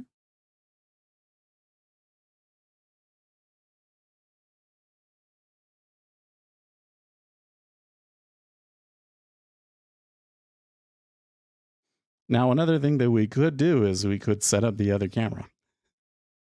So I still have the other camera. I would need a longer HDMI cable, but we can just set up the other camera too. But I don't foresee us going to the chalkboard that often.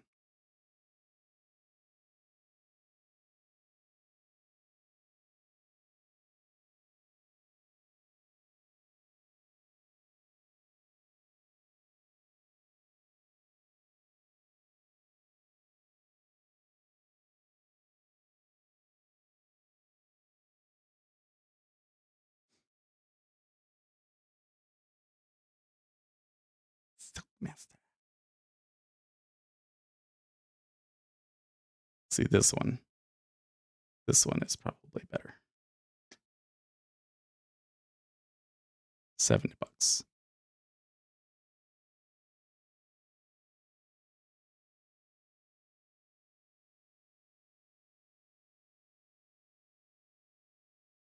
That'll allow us to reposition it better.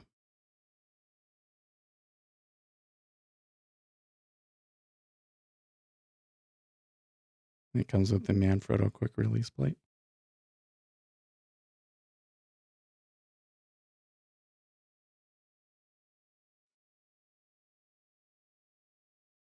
I have to look more at tracking gimbals though. That'd be cool.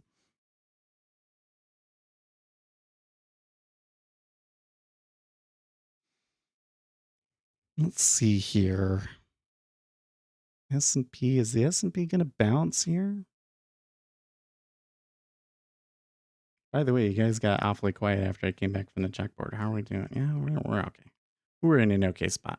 I was like, something wrong.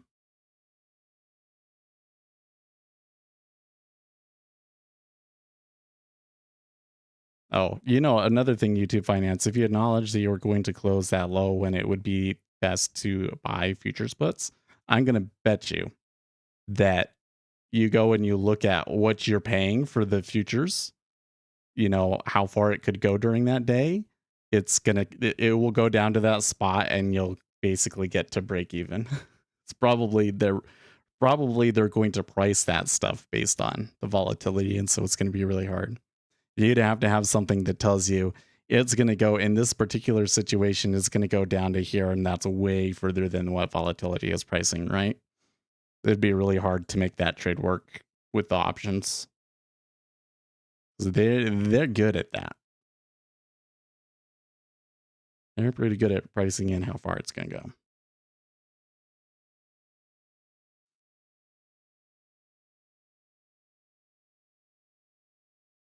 So let's come here to Zero Hedge and see. U.S. manufacturing slides to weakest since December 2020. So let's come back and look at that data point that we got this morning. So final manufacturing PMI was 57.7 versus 57.8. They're saying that's a weak report, huh? Okay. I don't think that's what caused the stocks to drop as much as they did. But maybe there was something inside of the report that was really bad. Like it's saying new orders tumble, that could certainly be bad.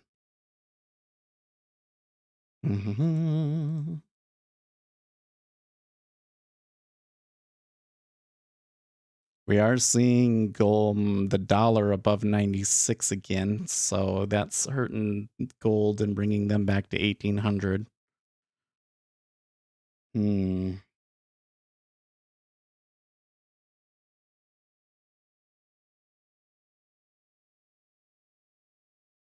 Tesla shares surging more than 7%.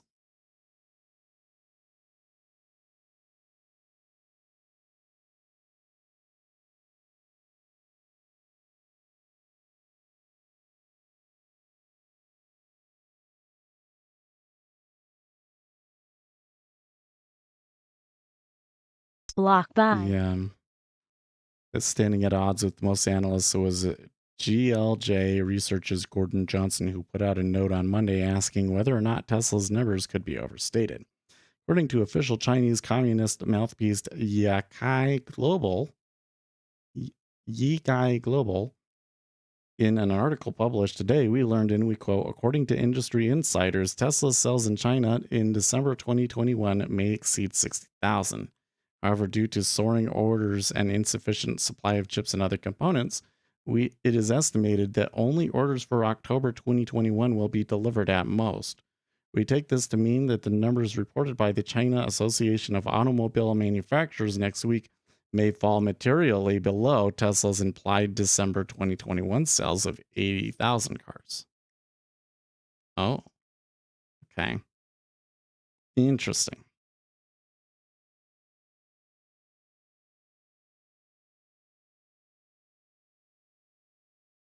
Will 2022 start with a red day for a change? So today might be a good example here, as usually the first day of the year is a green day.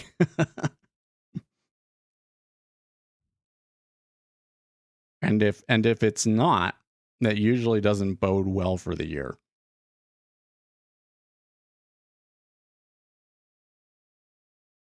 How do you say it? Like,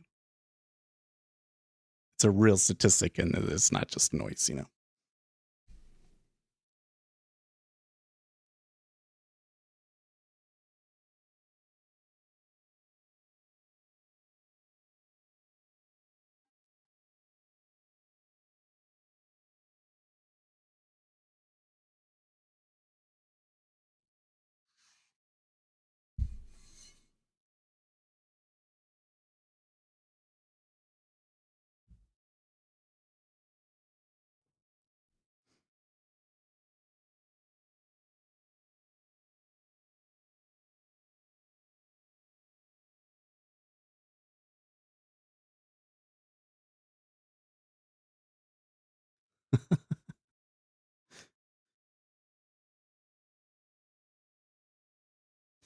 I tell you what, there's this scene in The Big Short where they're talking to these guys that write the loans or whatever. And Steve Carell is like, hold on, can we have a moment? And he goes and talks to his guys, and they're like, I don't get it. Why are they confessing to us? And he says, they're not confessing, they're bragging. And I see that so much in the Bitcoin market these days. So here's one, this guy posting on Twitter, I have 2 million in Ether. I created an NFT piece. I use my 2 million to buy my own NFT. I still have 2 million in Ethereum. I also have an NFT port piece that is worth 2 million according to price history. Yeah. Did you know that the wash trading you see in NFTs also happens on crypto exchanges? It's also harder to detect. Remember that when you see a random shitcoin shooting up in prices on high volume, it's likely a wash trader. Most crypto trading is wash trading. Oh man, how can I wash trade garlic coin? I must know. I must know, guys. I can wash trade garlic coin to pump the price up. Ugh, and become a millionaire? I don't think it works quite like that, though. And I would never do that, even if it did. Nope. I can joke about it, but I certainly would never do it. But if somebody wants to do it for me, you know, I'm just saying I would be a millionaire. How much more? Well, there's a pretty big order there at 17 in the treasury. You think that can stop them?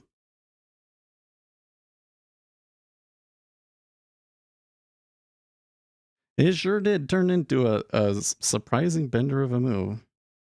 I don't think there's enough money in crypto for even 10% of people to yeah, I probably you're right. Like if everybody goes and tries to take profits in cryptocurrency, they're gonna drop 90% without question. Yeah.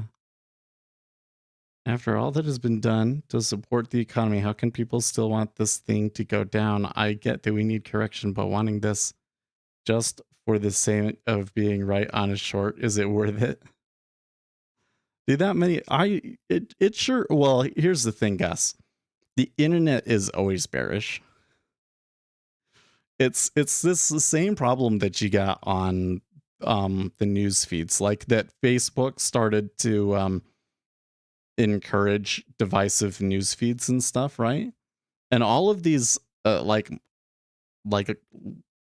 I think both Instagram and Facebook both said, "Oh, we're going to change your feed so that it shows you the chronological order is more important, and the people that you choose to put at the beginning is more important, and all this sort of stuff." Because they're basically realizing that how bad a news feed based purely on engagement is for people, right? So it's the same thing with people's opinions on stocks, because anybody that's negative about something will receive more engagement because people are tend to be risk adverse. Our monkey brains care more about the potential for loss than they do about the potential for gain. So anybody that's coming in and is saying something bad tends to get more engagement. Although to an extent, I have to say for in the Bitcoin space, the people that are really bearish Bitcoin don't really get a whole lot of interest. And that's because the people that are in it only want to hear good things about it. But when we're talking about the market as a whole, yeah, they very much, whoever is Dr. Doom always gets on television, right?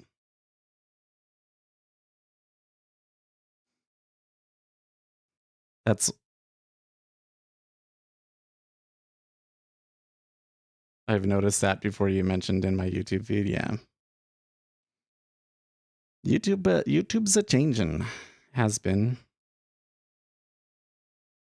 The change that YouTube went through when they demonetized all the kids content is really crazy.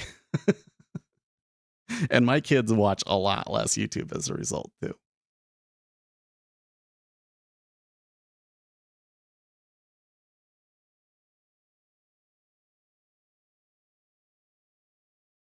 Now my daughter watches videos about creepy stories and stuff instead. Really? I don't, well, so if I'm live, I don't show up? Or if I have a brand new video out that day, it doesn't show it to you? Because I wouldn't expect it to show me to you every day, but when I have a new video out, it should definitely be showing me to you. Well, this is why I say you should you definitely want to click the bell icon on our channel, right?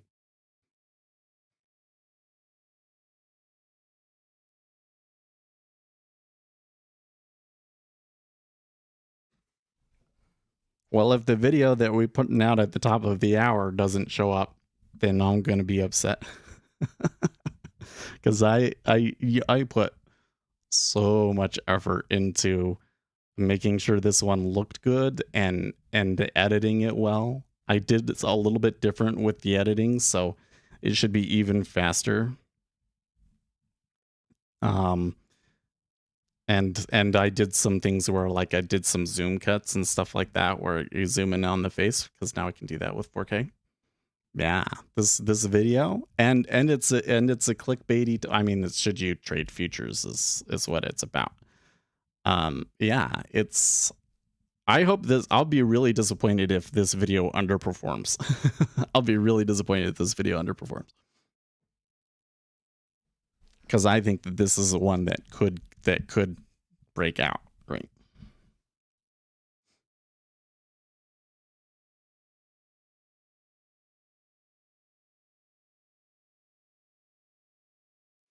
Bell is on. There's also, let me show you.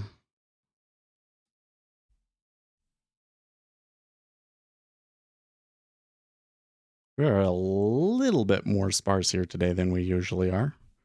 19, or usually like 24, right? 24 to 36. So when you come in here, oh, here I need to be under my other account.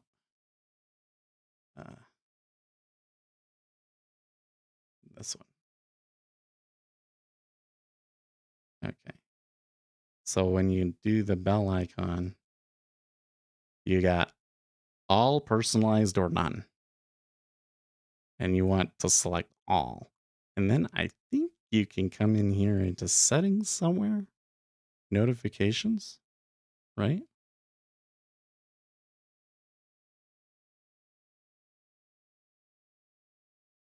Is it notifications? Subscriptions. Make sure that you've got that checked. It's, I think, the main ones. Yep. It's kind of a bum deal, but it's this really weird thing that they're like, oh, we get better engagement if we don't, we show the new channels ahead of what they're actually subscribed to, which I hate. I hate having to like go into my subscriptions. I think that maybe one of the reasons that happens is because there are people that just like subscribe to everything and then they forget about it and they're not actually interested in that channel anymore. I certainly do that. Like I used to be subscribed to a bunch of channels that had to do with like Hearthstone. So I play that a lot. And I don't care about that game anymore. I don't care about that game at all.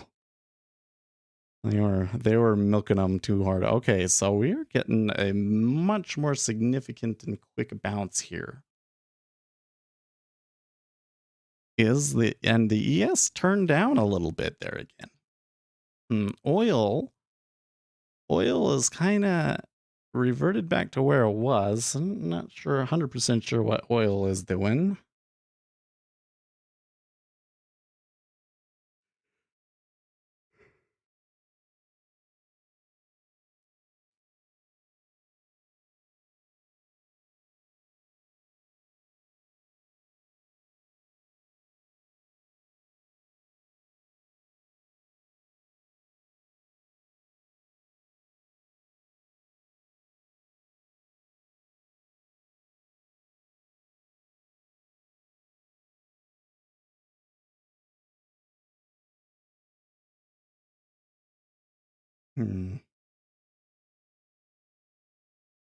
If Republicans won't accept the outcome of elections today, the country is just a short step from Democrats refusing to accept the outcome of elections tomorrow, a year after January 6th. The risks of such a downward spiral are as high as ever.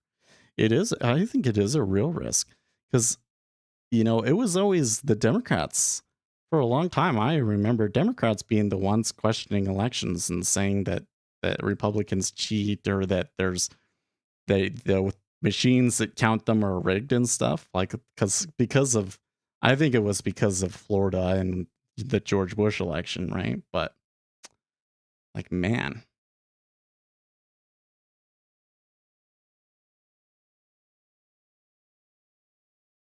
So if Democrats kind of went that direction, yeah, it could be bad, yeah.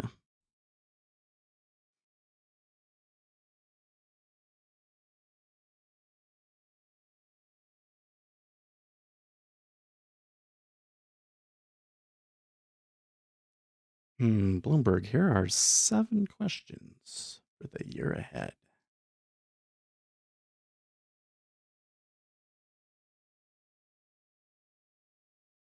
Netflix will add more sports programming.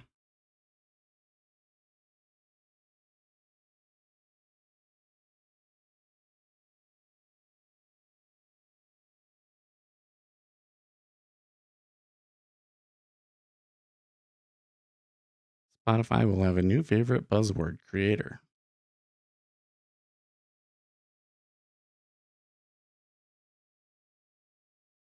This Spotify is taking over podcasting. Yes, it is.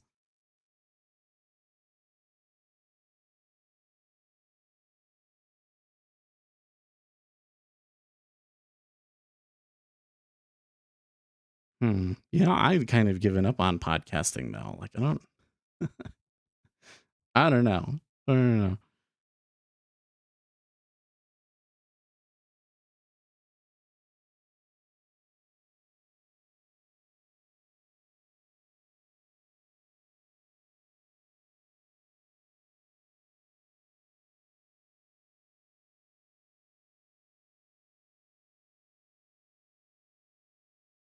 Most of the things in this article are about entertainment companies and who they're going to buy or get rid of and that sort of a thing. Meh. Meh.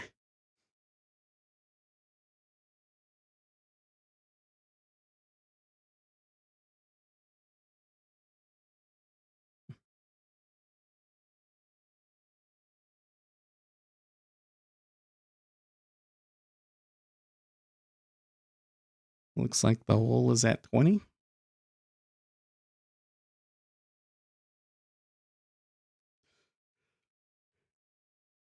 That's not entirely clear. It looks like there could be one there, but it's not entirely clear. Okay, a little bit at 19. Yeah, probably right there, 19 half. Especially if we see some hits into the offer again and it ticks back up. Probably going to continue to be heavy though.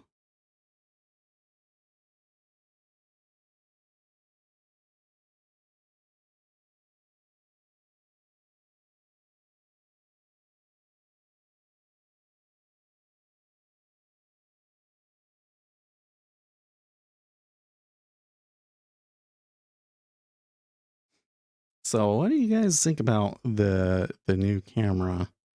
Do you think it really makes much of a difference? So I kind of feel like I really like the camera, but that for the live stream, I'm not sure if it really helps that much. Unless we're going to go to the blackboard, but we already kind of identified some problems with that, right? We need brighter markers, brighter, bigger markers to do the chalkboard, I think. Maybe that's what I need to do is I need to do it with the markers on it. You ever seen those like liquid chalk?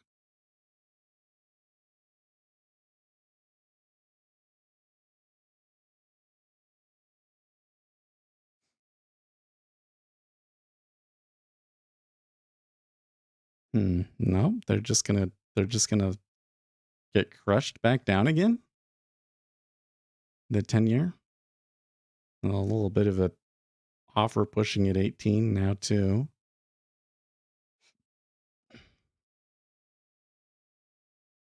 A level break setup right there at 18.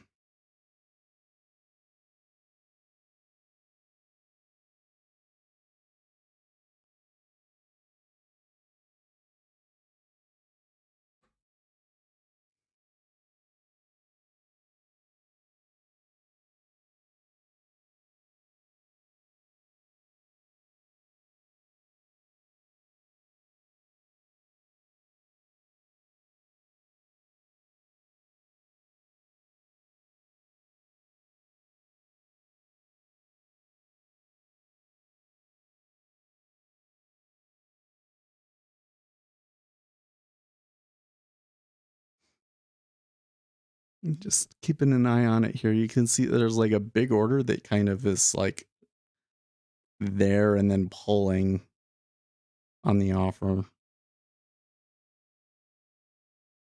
I'm wondering if it's just that somebody at 17 really wants to be filled or what the deal is. The S&P 500 is looking pretty bullish at the moment, but they're getting a pretty decent downturn there that might be enough to pivot things. So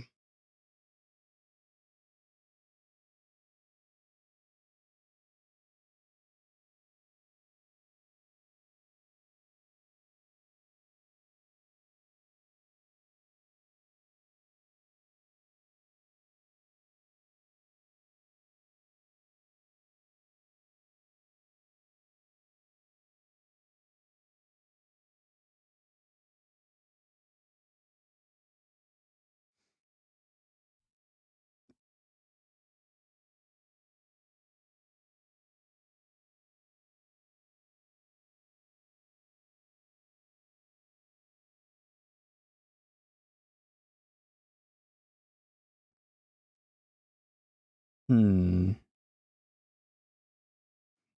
have to say that the E-mini is seemed awfully active this morning. Is it just me? Kind of seems like it's been pretty active this morning. Ooh, oh, you know what else is really interesting? Is the cumulative delta on all of the treasuries is actually very much long here over the last hour or so. They've bought a good 20,000 contracts or so buying this dip.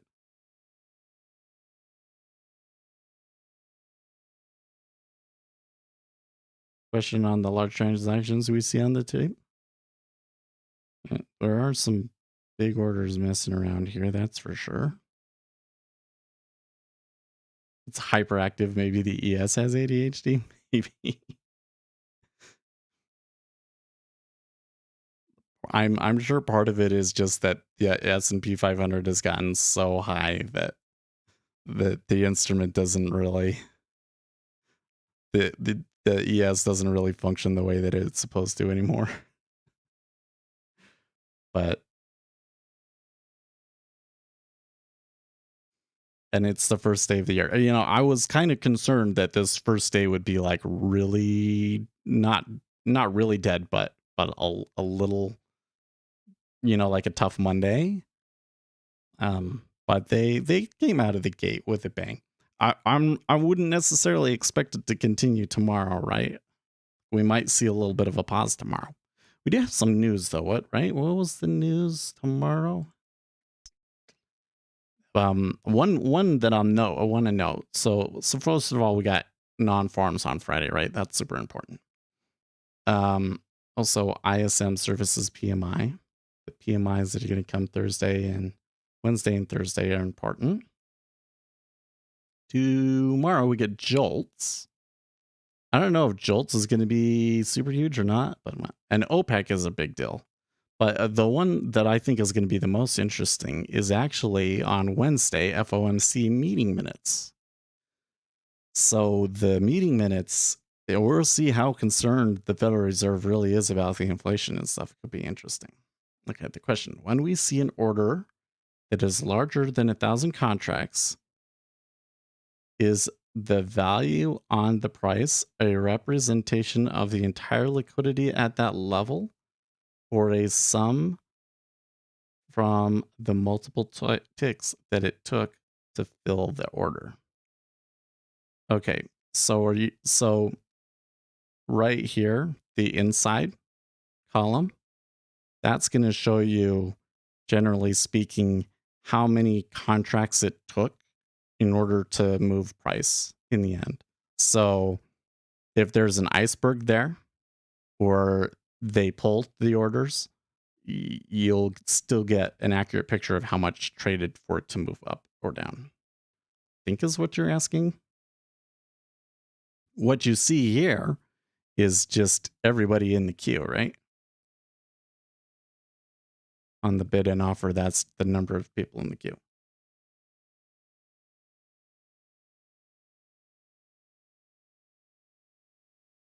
Now, if it was like an order that went through an ES on the MES, okay, so like it's the same thing. The amount that you see there, or where are you talking about when you see a big order? Are you talking about on the reconstructed tape, on the market depth tape, on the DOM?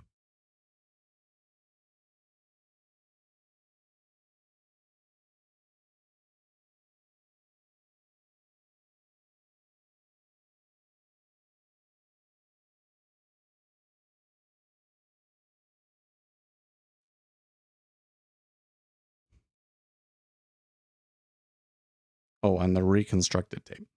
Okay, yes. So when you see it on the reconstructed tape, I believe that it does not show you sweeps. Oh, actually, I could be wrong about that. I forget now. Because isn't there a thing in there for sweeps? Let's see here. sweep colors. Oh, but that's not like multiple. Okay, so I think what you should see in that particular case, Gus, is well, let's see if we can find an example maybe. Um, mm, mm, mm, or maybe right here.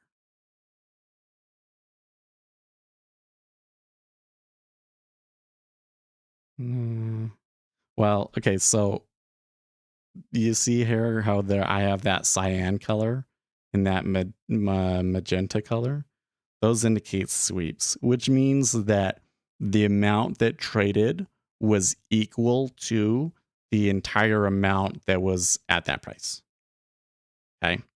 So if you were looking at a completely unfiltered market depth tape, what you should see if it was a large order that swept through multiple prices is you should see a bunch of these cyan orders all next to each other on at increasing prices, and that would indicate to you that it was an order that swept through multiple prices.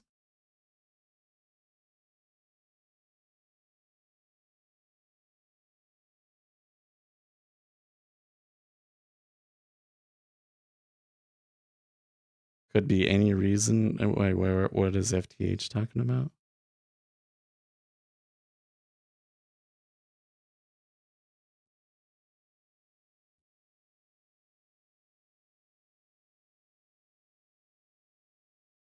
When things happen in the market, sometimes you know and sometimes you don't. We should seek to try and understand as much of it as we can, but we should acknowledge that we're not going to understand everything. And that we should seek to limit our trading to the situation so we understand. Now, but it seems like you're saying something like responding to something that I said, and I'm not sure what it was that I said that's making you respond. That's making you say that, FTH. So it feels like we're talking about a completely different subject now. Oh, well, okay. So with market by order data, you would know, right? This is another one of those edge cases that market by order data is intended to help you resolve. Because with the market by order data, you will see the orders that matched it and stuff. But if you see an order come through, I guess the point is that if it was 1,000 lot, if it's an order that goes through multiple prices, I'm pretty sure that with the way that Jigsaw shows it, um, each amount that traded at each price will be shown as a separate order. So to explain a little bit more in detail for you, it doesn't show market orders. When the market reports fills to you, when it reports volume to you, it's not reporting the market order side of the volume, it's reporting the liquidity side of the order, right? So what it will come in is, and it will say is, you know, 100 different orders just got filled. And so in your regular tape, in the non-reconstructed tape, on the non-reconstructed tape, like maybe 100 trade, but on the non-reconstructed tape, it'll show you that it was all like 100 different orders. And why is that? Because everybody that was sitting in the queue was a one lot, right? But what the reconstructed tape attempts to do is it is watching the depth and it's seeing how much the depth changes at once and so forth to reconstruct the order and see how much was the market order that it was actually hitting into it actually at, right? But the one limitation of that is that they aggregate it based on like when the level 2 changes or when the price changes. So if the price changes, it shows it as another order. So if it was 1,000 lot in the MES, you wouldn't see a 1,000 print there. You would see, 150 print across like 6 prices or something like that.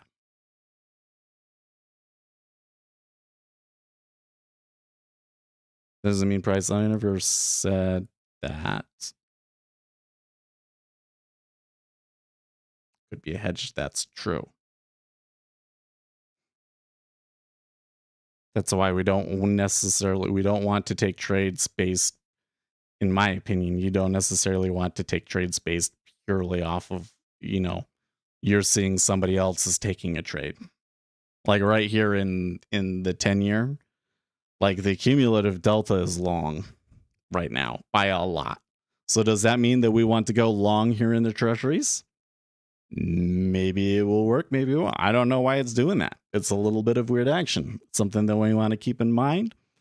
Hey, maybe 19 is a good spot to get out. If I had a reason to think that it was going to go lower, some fundamental reason, like based off of pricing and, an informational edge, then it would be worth taking, right? But just because you see somebody else taking, if you're always just following other people into trades, there's a real problem with that, right? Because they're going to get in, then you get in. So you're getting a worse price than they did, first of all, because their orders already had impact. And then they're going to get out and their order's going to have impact and you're going to lose money. And, their exit, unless you get out before they exit, how will you know to do that? You're just following somebody else.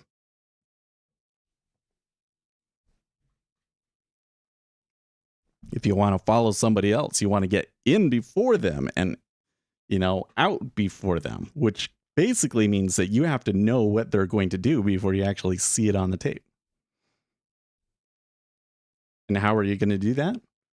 Well, one good way of doing that is knowing why they're actually going to take that trade and being able to predict it, right? Like knowing that the beginning of the year tends to be a period where people make a lot of moves in treasuries because they're acquiring inventory and stuff for the year and all that. And the first day of the year in particular tends to be a pivotal day. That would be something that we could use to predict the flow. And even though I didn't expect it to be a down day today, if I had taken a trade, I certainly would have been looking to go over here in these micro treasury futures, go long rates, right? Just because I was expecting at some point within the next month that, well, you don't necessarily need insider info. Obviously, insider info would be great. Obviously, insider info could be great, but there are still lots of publicly available information that isn't correctly factored into price, right? Like what we just talked about there, the seasonality of it all isn't factored into price correctly. In fact, like frankly, the current Federal Reserve policy is not properly factored into the price of the interest rates right now, in my opinion. So that was a pretty aggressive up move there. Maybe it is a buy. You think that this could reverse? Well, oof. Like if the Treasury came back to 28, I think that it would be very, very difficult for them to get much further than that. My lips are really chapped today. What's with that? Oh, well. Do I not have enough water?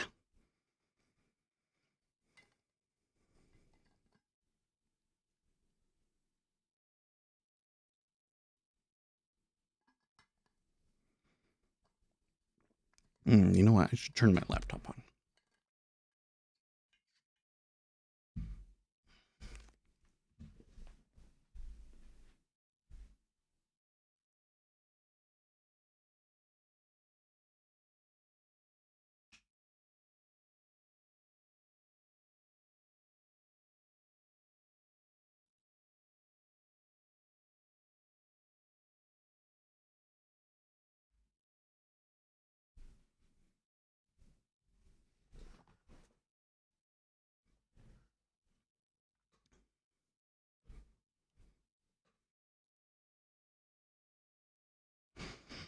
So the thing is it's not insider info.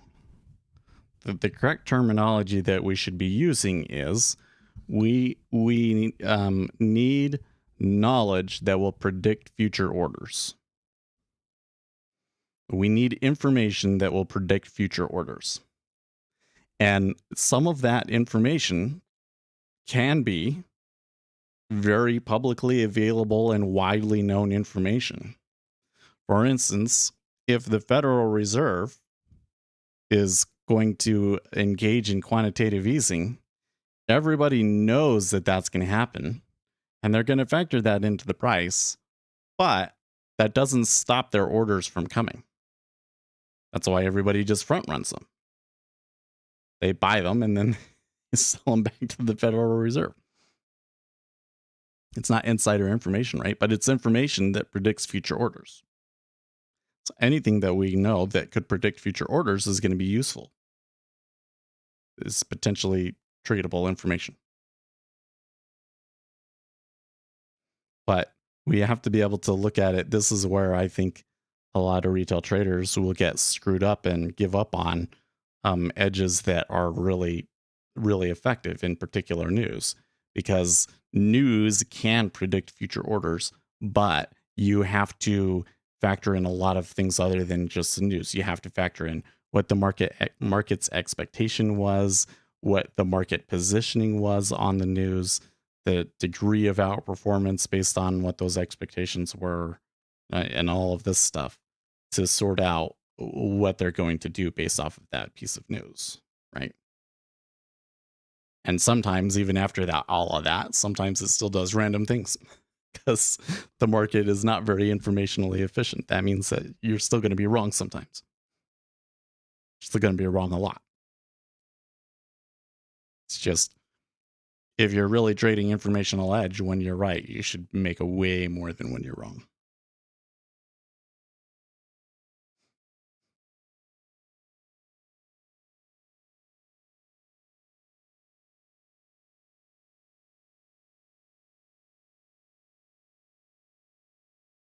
It just gets me reminiscing here again. I have to say, I've really made a change here in the last like month, where I went from yeah, the YouTube channel is cool, but we're primarily concerned about trading, and I'm never going to let the YouTube channel interfere with the trading, right? So I'm not going to go and do stupid things that would be bad for you guys in learning, but would be good for the channel. Because I think that's what a lot of people in this space do, is they just start trading something that's like really crazy risky and doing irresponsible things because that's what gets them views. No, we're not going to do that. We're always going to be focusing on trying to become better at trading. But my focus and my priorities have definitely changed more towards the channel because I feel like I have something unique that the world needs to know and nobody else is going to talk about but me. And we've got to get that message out there. It's important that we do. And it's important for you guys too, guys. Like you have no clue how important you guys are on all this stuff. Like, so I got a video coming out. When we here in 5 minutes, when we shut the stream down, you're going to get redirected to the new video, which is about whether you should day trade and the qualities that you're going to need to be a successful day trader. And so we watch that video and leave a comment. You guys have no clue. You go in and leave a comment on that video, how helpful it is to the channel, right?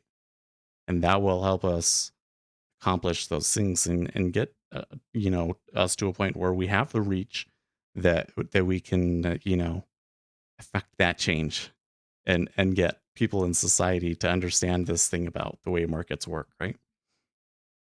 But I'm just realizing how important and valuable it is, and it's more valuable than the me being good at trading. It is. And I need to work on it. I've been especially this past year, didn't make as many videos as I should have.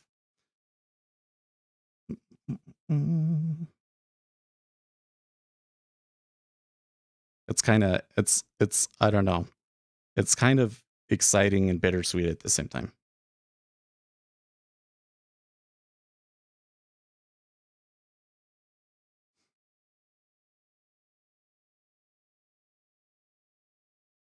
It's exciting to know, yeah, we do have something that we really need to put effort into and can become something really, really big. But it's also like that I mostly enjoy trading. you know, mostly enjoy trading.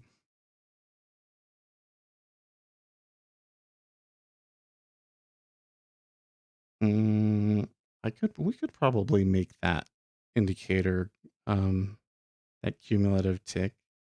I would need to look a little bit more into how it works, but I don't know if it's all that difficult or how it's even working. Yeah, I'm gonna have to watch the video, see how it's working. If there's like a running total or how they do that.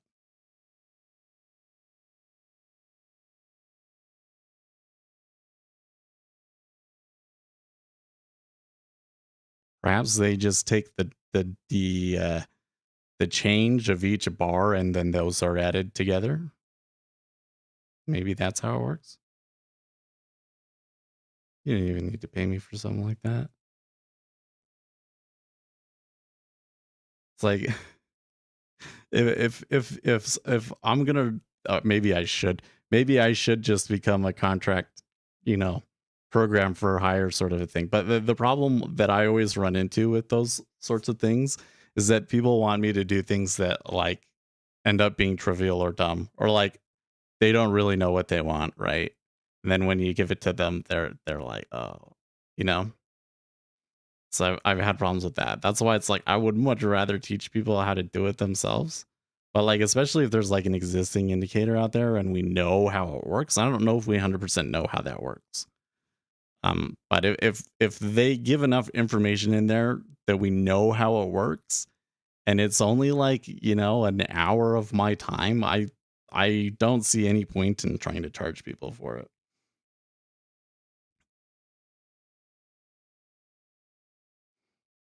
That doesn't mean that I'm never going to do programming for higher kind of work. It's just that when I do programming for higher work, I want to have more. I want to be programming stuff that's a little bit more demanding than that. That indicator kind of looks like a low effort thing. I could be wrong, but it kind of looks like a low effort thing to me. Like well, I'll have to watch the video. Obviously I have to watch a video, but I'm kind of sitting here being like, why are they charging $100 for that? Like the indicators that I've put together for you guys, that stuff was hard to write. That took a long time. All these hot talkers talking about indicators, go and duplicate what I wrote. I don't think you'd be able to do it. It was complicated algorithms to do some of those, especially the inventory cost basis. That was complicated. That's like 200 lines of code while loop. Lots of debugging. It was hard.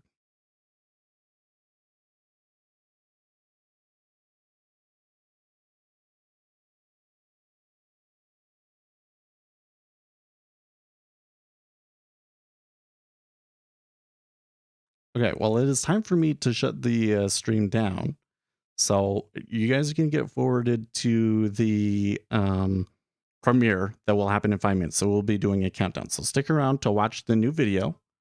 I'll be there in chat. And make sure after you watch the video, like the video and comment on it. That helps the stream a lot.